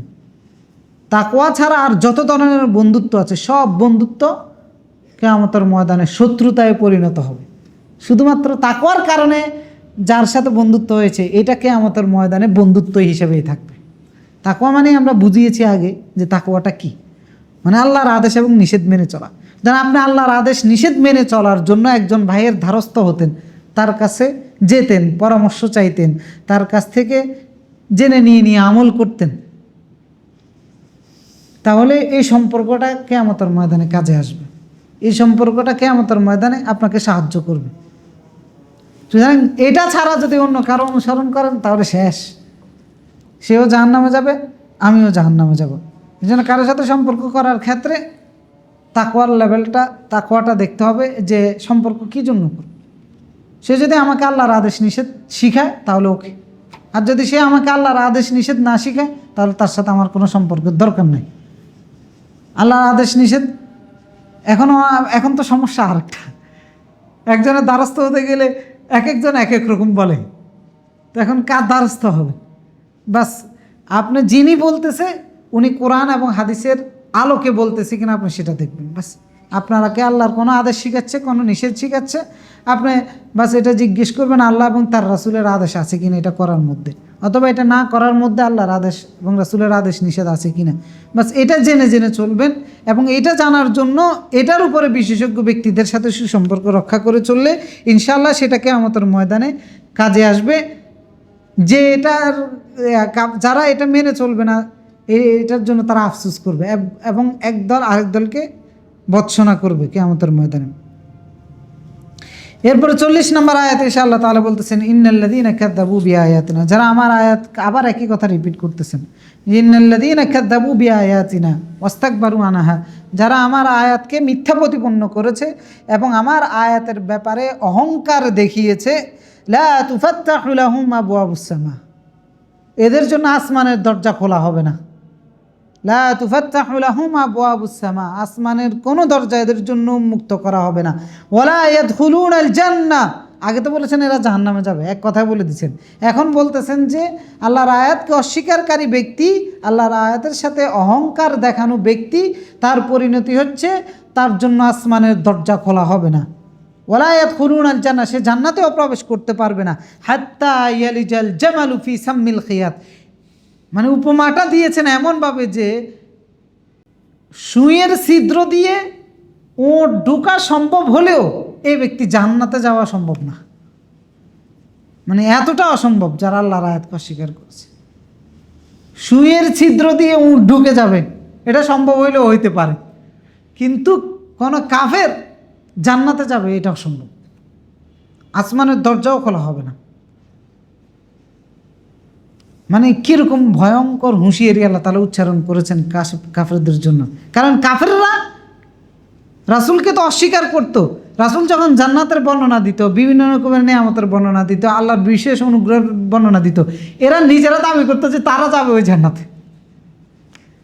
যেমন ইহুদি গোষ্ঠী, এরা নিজেরা দাবি করত যে তারাই একমাত্র জান্নাতে যাবে। ওয়াকালু লা ইয়াদখুলুল জান্নাহ ইল্লা মান কানা হুদান আও নাসারা। ইহুদি এবং খ্রিস্টানরা তারা দাবি করতো যে ইহুদি এবং খ্রিস্টানরা ছাড়া আর কেউ কখনো জান্নাতে যাবে না। এখন আল্লাহ বলে দিলেন কি, যে কোনো কাফের আল্লাহর আয়াত মানুষ না, আল্লাহর আয়াতের সাথে কুফরি করে, অহংকারী চলে। ইহুদি খ্রিস্টানরা সবাই অহংকারী ছিল। তৎকালীন সময়ের প্রেক্ষাপটে রাসূলের উপর যখন কোরআন আয়াতগুলো নাজিল হতো, তখন তারা এগুলোর বিরোধিতা করত। তো সেই বিরোধিতার মধ্যে তারা মিথ্যা প্রতিপন্ন করত, তার পাশাপাশি তারা এগুলোকে অস্বীকার করত, অহংকার দেখাতো। তো এই জন্য, এবং পাশাপাশি নিজেরা দাবিও করত যে লান তামাসসানান নার ইল্লা আইয়ামান মাহদুদা, যে জাহান্নামের আগুন যদি আমাদেরকে কিছুদিন ধরেও, অল্প কিছুদিন ছাড়া আর বেশি দিন ধরবে না, এরপর আমরা জান্নাতে চলে যাব। ইহুদিরা এরকম দাবি করতো। এবং তারা এটাও দাবি করতো যে লা ইয়াদখুলুল জান্নাহ ইল্লা মান কানা হুদান আও নাসারা। সূরা বাকারার 111 নম্বর আয়াতে সম্ভবত বলেছে যে লা ইয়াদখুল, ইহুদিরা দাবি করতো। আল্লাহ বললেন তিলকা আমানিয়ুহুম, এটা তাদের মিথ্যা আশা আকাঙ্ক্ষা, মানে মনে মনে প্রধানমন্ত্রী।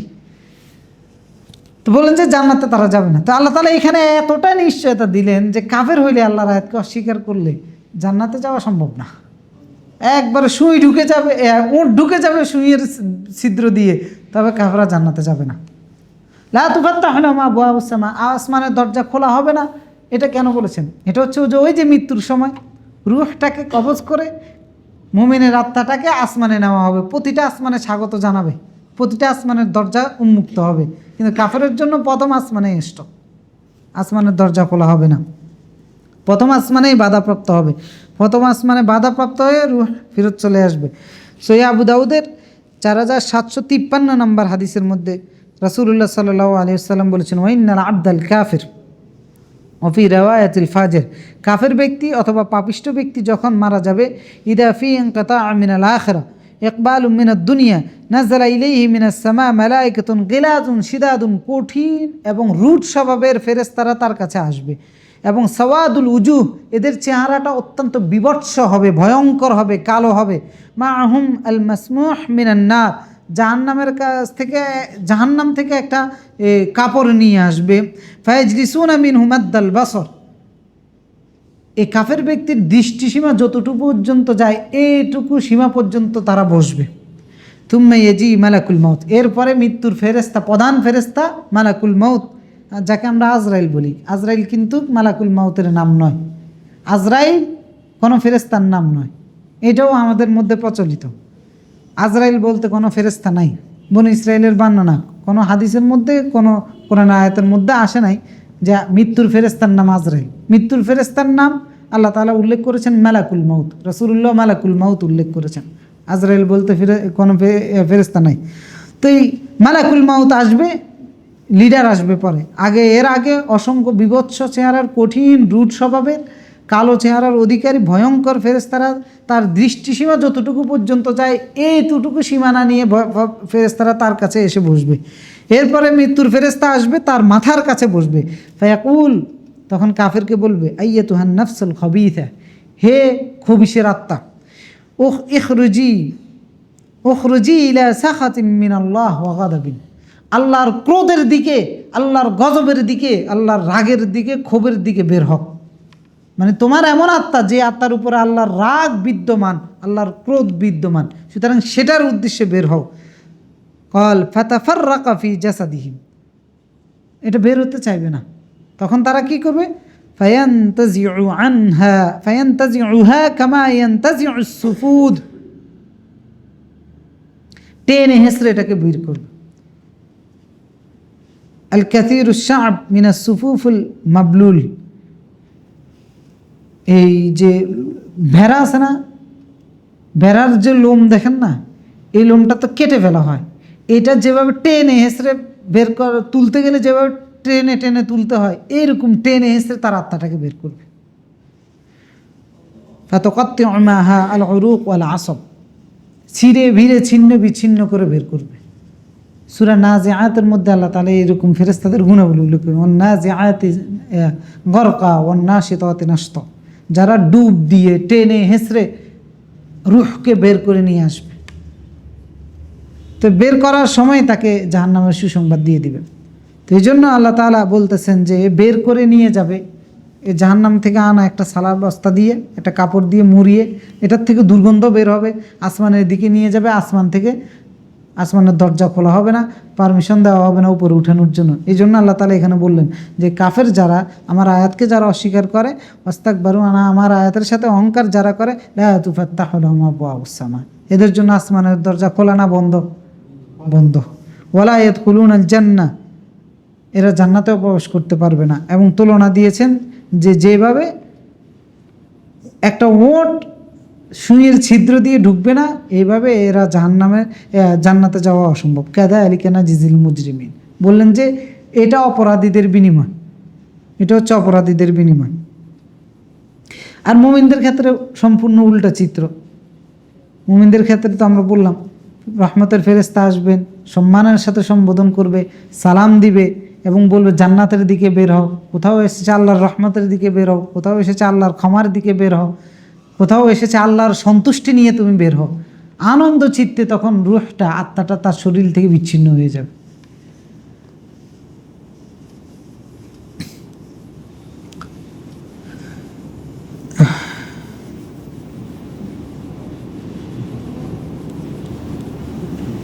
এরপরে 42 নম্বর আয়াতে আল্লাহ রাব্বুল আলামিন কাফেরের বর্ণনা দিলেন।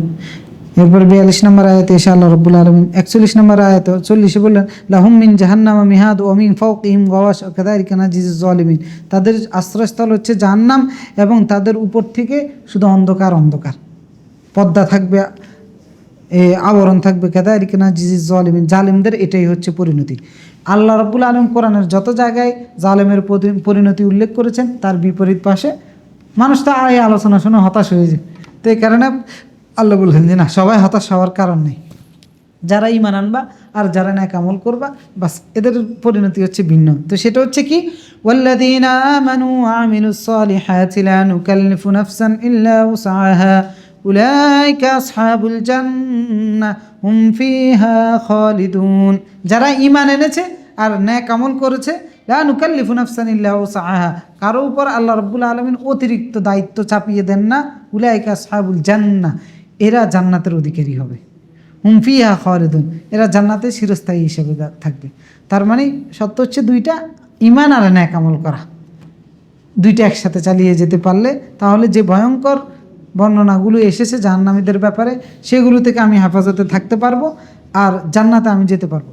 আর বিষয়টা এমন নয় যে ঈমান এবং নেক আমল আনলে আমাকে আল্লাহ দায়িত্বের বোঝা চাপিয়ে দিবেন, বিষয়টা এমন না। আল্লাহ সেটাও নিশ্চিত করেছে, লা নুকাল্লিফু নাফসান ইল্লা উসআহা, কারো উপর আল্লাহ দায়িত্বের বোঝা চাপিয়ে দেন নাই।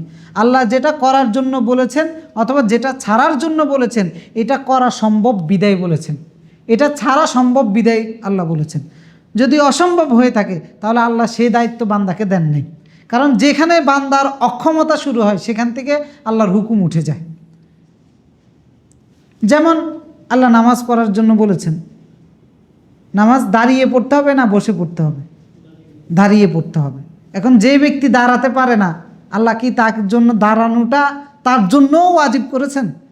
যদি তার জন্যও ওয়াজিব করতো তাহলে আমরা বলতে পারতাম যে আল্লাহ আমার সামর্থ্যের বাইরে চাপিয়ে দিছে। আল্লাহ বলছেন ওকে, আল্লাহ রাসূল বলেন যে দাঁড়াতে পারবে না সে বসে পড়ো, যে বসতে পারবে না সে শুয়ে পড়ো। যেমন আমি রুজি রোজগার করতে পারতেছি না, রুজি রোজগারের কোনো সন্ধান পাচ্ছি না, এখন আমার পরিবার, আমি না খেয়ে মরে যাচ্ছি। হালাল খাওয়া আমার জন্য কি ছিল? ওয়াজিব ছিল। এখন না খেয়ে যখন মরে যাচ্ছি তখন ওই হারামটাও আমার জন্য হালাল হয়ে গেছে, কারণ আমার পরিবারকে জীবন বাঁচাতে হবে। তো সুতরাং তাহলে কি আল্লাহকে আমার উপরে চাপিয়ে দিছে? চাপিয়ে দেয় নাই। আমার সামর্থ্য যতক্ষণ আছে ততক্ষণ পর্যন্ত আল্লাহ বলতেছে করার জন্য। যেখানে আমার সামর্থ্য নাই সেখান থেকে আল্লাহ তার হুকুম, তার অর্ডার উঠিয়ে নিয়েছেন, সেখান থেকে আল্লাহ তার অর্ডার উঠিয়ে নিয়েছেন। কিন্তু আপনার সামর্থ্য আছে, আপনি আল্লাহটা পালন করবেন না, তাহলে আল্লাহ ধরবে। তো সুতরাং আল্লাহ বলল লা নুকাল্লিফু নাফসান ইল্লা উসআহা, অতিরিক্ত দায়িত্ব আল্লাহ কাউকে দেন নাই। অনেক মানুষের আবার একটা ফিতরত আছে, সে অতিরিক্ত দায়িত্ব নিজের উপরে চাপিয়ে নেয়, যেটা সে করতে পারবে না সে দায়িত্ব নিয়ে বসে থাকে। এটা বেশি হচ্ছে তরুণ প্রজন্ম যারা ইয়াং যারা আছে এদের মধ্যে এই প্রবণতাটা কাজ করে। সে রাষ্ট্র চালানোর মতো, দেশ নিয়ে বিদেশ নিয়ে গবেষণা করা, সেগুলো নিয়ে মাথা ঘামানোর মতো যোগ্যতা পারিপার্শ্বিক অবস্থা তার কোনো নাই, তারপরেও সে ওই দায়িত্ব চাই বসে থাকে, ওইটা নিয়ে মাথা ঘামায়। তো এটা হচ্ছে অতিরিক্ত দায়িত্ব নিজের কাঁধের উপরে নিয়ে নেওয়া। তো এটা নিজের জন্য আরও ভয়ঙ্কর। আল্লাহ তারা অতিরিক্ত দায়িত্ব কাউকে দেন নাই, এবং আল্লাহ রাব্বুল আলামিন যত বিধান দিয়েছেন এগুলো যদি অক্ষম কেউ হয়ে থাকে, সেই অক্ষমতার কারণে তার কাছ থেকে ওই বিধানটা উঠিয়ে নেওয়া হয়েছে। এই জন্য আল্লাহ তাআলা বলেছেন, ওমা জাআলা আলাইকুম ফিদ্দীনি মিন হারাজ, আমার এই জীবন ব্যবস্থা যেটা আমি তোমাদেরকে দিয়েছি এটার মধ্যে অচল অবস্থা বলতে কিছু নেই। অচল অবস্থা বলতে কিছু নেই, অর্থাৎ দিন পালন করতে গিয়ে কখনো অচল অবস্থা তৈরি হবে এইরকম কখনোই হবে না। আপনি যেখানেই সচল সেখানে করেন, যেখানে অচল সেখানে দিনের হুকুম উঠে যাবে, অটোমেটিকলি উঠে যাবে। আপনি কোথাও কোনো খাবার পাচ্ছেন না শুকুরের মাংস ছাড়া, এখন খাবার খাইতে হবে, ওই শুকুরের মাংসটা তখন আপনার জন্য জায়েজ হয়ে যাবে। তবে এর মানে এই নয় যে একবারে পেট পুরে খেয়ে নেবেন, বিকদরিল হাজা, যতটুকু প্রয়োজন অতটুকু জায়েজ হবে, কারণ দিনের মধ্যে অচল অবস্থা নাই। তো সুতরাং কোনো বান্দা আল্লাহকে এই ওজর দেখানোর কোনো সুযোগ নেই যে আল্লাহ আমি আমার অক্ষমতার কারণে পারি নাই। সুতরাং আল্লাহকে ওজর দেখানোর আগে আল্লাহ বললেন, বালিল ইনসানু আলা নাফসিহি বাসীরা, মানুষ তার নিজের ব্যাপারে সূক্ষ্মদর্শী, সে নিজের ব্যাপারে নিজে খুব ভালো করে জানে। ওয়ালাউ আলকা মাআযিরা, সে যত ধরনের ওজরই পেশ করুক না কেন, যে ব্যক্তি ঘুমের কারণে বিভিন্ন অজুহাত দেখিয়ে নামাজ ত্যাগ করে, আমার কাছে অভিযোগ দেওয়ার আগে একজন ভাই জিজ্ঞেস করলে তার কাছে অভিযোগ ওজর পেশ করার আগে নিজে নিজকে জিজ্ঞেস করেন যে আসলে কি আপনি অক্ষম ছিলেন নামাজ পড়তে। অনেক জিজ্ঞেস করে ভাই নামাজ পড়লেন, কাপড় খারাপ ছিল, তো ঠিক আছে কাপড় খারাপ কাপড়ে এটা নিয়ে পড়েন, আর তখন অন্য কথা বলে, হ্যাঁ নানান রকমের অজুহাত দেখায়। তো দেখেন যার কাপড় খারাপ, আল্লাহ কি তাকে বলতেছে যে তার জন্য কি আবশ্যক করে দিয়েছে যে ভালো কাপড় পাচ্ছিস না, ঠিক আছে তোকে এই খারাপ কাপড় নিয়ে নেই পর, তারপরও পর। তো সুতরাং বান্দা কখনোই ওজর দেখিয়ে আল্লাহর আদেশ নিষেধ পালন করা থেকে দূরে থাকার সুযোগ নাই। আল্লাহ তাআলা বলেছেন, লা নুকাল্লিফু নাফসান ইল্লা উসআহা, সাধ্যের বাইরে কাউকে আমি কোনো দায়িত্ব দিই নেই। তো সুতরাং ঈমান এবং নেক আমলের সাথে থাকতে হবে, আর নেক আমলটা হবে নিজের সামর্থ্যের ভিত্তিতে। ফাত্তাকুল্লাহ মাস্তাতা'তুম, যতটুকু সামর্থ্য হয় আল্লাহকে ভয় করে চলার, আল্লাহ তাকওয়া অবলম্বন করে চলার, অতটুকু সামর্থ্যের ভিত্তিতে আল্লাহকে ভয় করে চলতে হবে। যেখানে আমি অক্ষম সেখানে আল্লাহ তাআলা আমাকে ধরবেন না। রাসূলুল্লাহ সাল্লাল্লাহু আলাইহি ওয়াসাল্লাম বলেছেন, রুফিয়া আন উম্মতি আল খাতা, ইন্নাল্লাহ তাজাওয়াজা আন উম্মতি আল খাতা ওয়ান নিসিয়ান, আমার উম্মত ভুল করে অথবা ভুলে গিয়ে যে ত্রুটিগুলো করে থাকে আল্লাহ তাআলা সেটা ওভারকাম করে চলে যাবেন, সেটার জন্য বান্দাকে ধরবেন না। ভুলে গিয়ে যদি করে থাকে, কারণ এটা তার সক্ষমতা ছিল না, এটা তার অক্ষমতার মধ্যে পড়ে, ভুলে গিয়েছিল, তার সক্ষমতার মধ্যে ছিল না। এই জন্য কেউ যদি নামাজ ঘুমের কারণে পড়তে পারে নাই অথবা ভুলে গিয়েছিল কোনো ওয়াক্তের কথা পড়তে পারে নাই, রাসূলুল্লাহ বলেছেন, মান নামা আন সালাতিন আও নাসিয়াহা ফালিয়ুসাল্লিহা ইযা যাকারা, কেউ যদি ঘুমের কারণে অথবা ভুলে গিয়ে কোনো নামাজ ছুটে যায় তাহলে ফালিয়ুসাল্লিহা ইযা যাকারা, সে যেন এটা স্মরণ হওয়ার সাথে সাথে আদায় করে নেয়। অর্থাৎ টাইম মতো যে তখন আদায় করে না, এটার জন্য আল্লাহ পাকড়াও করবে না, কারণ সে ভুলে গিয়েছিল। এটার জন্য আল্লাহ পাকড়াও করবে না, কারণ সে ঘুম থেকে উঠতে পারে না। তবে ইচ্ছে করে যদি ঘুম থেকে না উঠে তাহলে কিন্তু আল্লাহ ধরবে। পরীক্ষা থাকলে ঠিকই তো উঠতে পারে, কোনো কাজ থাকলে, বিমানের ফ্লাইট থাকলে, কোনো জায়গার শিডিউল থাকলে তখন তো ঠিকই উঠতে পারে। তো যে ব্যক্তি এই ধরনের অজুহাত দেখায়, তো তখন আপনি আপনার নিজেকে প্রশ্ন করেন, ওই সময় আপনার দ্বারা সম্ভব, এই সময় কেন সম্ভব না? তো সুতরাং আল্লাহকে ভয় করতে হবে সামর্থ্যের ভিত্তিতে। আল্লাহকে ভয় করে চললে আল্লাহ রাব্বুল আলামিন সেই পরিণতি জানিয়েছেন, সেই পরিণতি হচ্ছে জান্নাত, হুম ফিহা খালিদুন। এখন এই জান্নাতের মধ্যে আল্লাহ রাব্বুল আলামিন যাদেরকে প্রবেশ করাবেন, এদেরকে কোন অবস্থায় প্রবেশ করাবেন 43 নম্বর আয়াতে এসে সেটা বলতেছেন। 2 মিনিট শেষ করে দিচ্ছি। ওয়ানাযা'না মা ফি সুদুরিহিম মিন গিল্লিন তাজরি মিন তাহতিহিমুল আনহার وقالوا الحمد لله الذي هدانا لهذا وما كنا لنهتدي لولا أن هدانا الله لقد جاءت رسل ربنا بالحق ونودوا أن تلكم الجنة أورثتموها بما كنتم تعملون ونزعنا ما في صدورهم من غل تجري من تحتهم الأنهار আল্লাহ তাআলা বললেন যে তাদের অন্তরের মধ্যে যে গুলুল থাকবে সেই গুলুলটা বের করে ফেলা হবে, যে যারা চিরস্থায়ী হিসেবে জান্নাতের মধ্যে থাকবে। তাজরি মিন তাহতিহিমুল আনহার, তাদের তলদেশ দিয়ে নহর নদী নালাগুলো নদী প্রবাহিত হবে, প্রবাহমান থাকবে। ওয়াকালু আলহামদুলিল্লাহিল্লাযী হাদানা লিহাদা, এই জান্নাতীরা বলবে আলহামদুলিল্লাহ, কার শুকরিয়া আদায় করবে? আল্লাহ।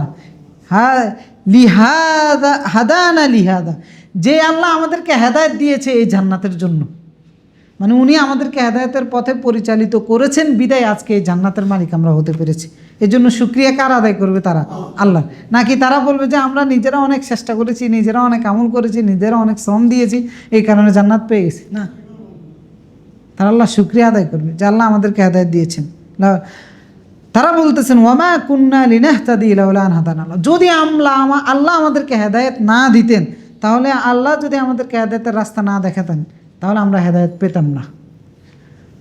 লাকাদ জাআত রুসুলুনা রাব্বিনা বিল হক, অবশ্যই আমাদের রবের পক্ষ থেকে রাসূলগণ আমাদের কাছে সত্য নিয়ে এসেছিলেন। অনুদু আন তিলকুমুল জান্নাহ উরিসতুমুহা বিমা কুনতুম তা'মালুন, তাদের কৃতকর্মের জন্য জান্নাত তাদেরকে ডাক দিয়ে বলবে তোমরা এটার ওয়ারিশ হয়েছো। তো প্রথমে বলেছেন যে তাদের অন্তর থেকে গুলুল বের করে নেওয়া হবে, কারণ দুনিয়াতে যে ব্যক্তি ভালো, মনে করো অনেক ভালো মানুষ, তার অন্তরের মধ্যেও হিংসা বিদ্বেষ, মানে আরেকজনের প্রতি দুর্বলতা, আরেকজনকে হিংসা করা, আরেকজনের প্রতি রাগ ক্ষোভ, আরেকজনেরকে দেখলে ঈর্ষান্বিত হওয়া, এই জাতীয় দুর্বলতাগুলো তার অন্তরে আছে কিনা? কৃপণতা, ভালো মানুষ কিন্তু কৃপণতার দুর্বলতা আছে কিনা? আছে। আরও নানান রকমের খারাপ কাজের প্রতি দুর্বলতা, খারাপটা দেখতে মন চায়, এই যে দুর্বলতা, রাগ গোসা, এগুলো আছে কিনা? অনেক ধরনের মানবিক দুর্বলতা আমাদের অন্তরের মধ্যে আছে, যত ভালো মানুষই হই না কেন, কিন্তু সেটাকে আমরা দমন করে রাখছি বিদায় আল্লাহ আমাদেরকে বিনিময়টা দিবে। কিন্তু এই দুর্বলতাগুলো আমাদের মধ্যে আছে, কিন্তু জান্নাতে যখন যাব এই দুর্বলতাগুলো অন্তর থেকে বের করে ফেলে দেওয়া হবে, যার কারণে একটা মানুষ জান্নাতে গেলে তার মধ্যে আর কোনো ধরনের রাগ গোসা ক্ষোভ, এই দুর্বলতা, আরেকজনকে দেখলে ঈর্ষান্বিত হওয়া, হিংসা, এই জাতীয় মানবিক দুর্বলতা বলতে কিচ্ছু থাকবে না। এই জন্যই জান্নাতটা জান্নাতে, এটার তুলনা আর কিছু না, মানে এটাই।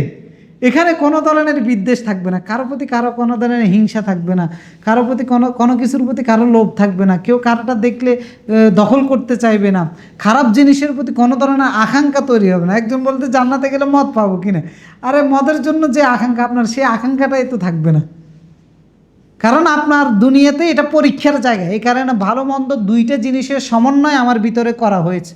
এই জন্য জান্নাতের মধ্যে যখন আমি যাব, এখানে আমার মানবিক দুর্বলতার যে সফটওয়্যারগুলো আছে এগুলো বের করে ফেলে দেওয়া হবে। ওয়ানাযা'না মা ফি সুদূরিহিম মিন গিল, আল্লাহ তাআলা সূরা হিজরের মধ্যে বলেছেন সবাই জান্নাতের মধ্যে ভাই ভাই হয়ে থাকবে। মানে ভাই ভাই হয়ে থাকতে হলে কী প্রয়োজন? মনের মধ্যে থেকে সকল ধরনের হিংসা বিদ্বেষগুলো দূর করা প্রয়োজন। তো এইগুলো আল্লাহ বের করে ফেলে দিবেন। এগুলো যে সফটওয়্যারের কারণে কাজ করবে, এই সফটওয়্যার যখন বের করে ফেলে দেওয়া হবে, তো এই সফটওয়্যার তো নাই, আপনি এটা ক্লিক করবেন কিভাবে? এই জন্য জান্নাতের মধ্যে এই কারণেই মানুষ সুখ শান্তিতে থাকবে, আরামে থাকবে, কেউ কারো হানাহানি থাকবে না, মারামারি থাকবে না, সবাই যার যারটা নিয়ে সে সন্তুষ্ট থাকবে। জান্নাতে এবার ভালো থাকুক, এবারে সে উপরের স্তরে থাকুক নিচের স্তরে থাকুক, খুশি থাকবে, কারো মনের মধ্যে কোনো ধরনের দুঃখ কষ্ট, কোনো আফসোস বোধ কোনো কিছু থাকবে না। এটা জান্নাতে রাসূলুল্লাহ যেটা বলেছেন, মা লা আইনুন রাআত ওয়া লা উযুনুন সামিআত ওয়া লা কলবু বাশার, কোনো চোখ নাই দেখেছে, কোনো কান নাই শুনেছে, কোনো অন্তর নাই যেটা কল্পনা করেছে। আল্লাহ রাব্বুল আলামিনের কাছে দোয়া করি আল্লাহ তাআলা আমাদেরকে ওই রকম জান্নাতের অধিকারী করে দেন, যে জান্নাতে গেলে এরকম সুখ শান্তি থাকবে। ওই জান্নাতে যাওয়ার উপযোগী ঈমান এবং আমলের যোগ্যতা আমাদেরকে দান করুন। জাযাকুমুল্লাহু খাইরান। অনেক সময় নিয়ে আমরা আলোচনা করেছি, আপনারা কষ্ট করেছিলেন, অনেকেই জিমাচ্ছিলেন, তারপরও কষ্ট করেছিলেন। আল্লাহ রাব্বুল আলামিন সময়টা যেন কবুল করেন।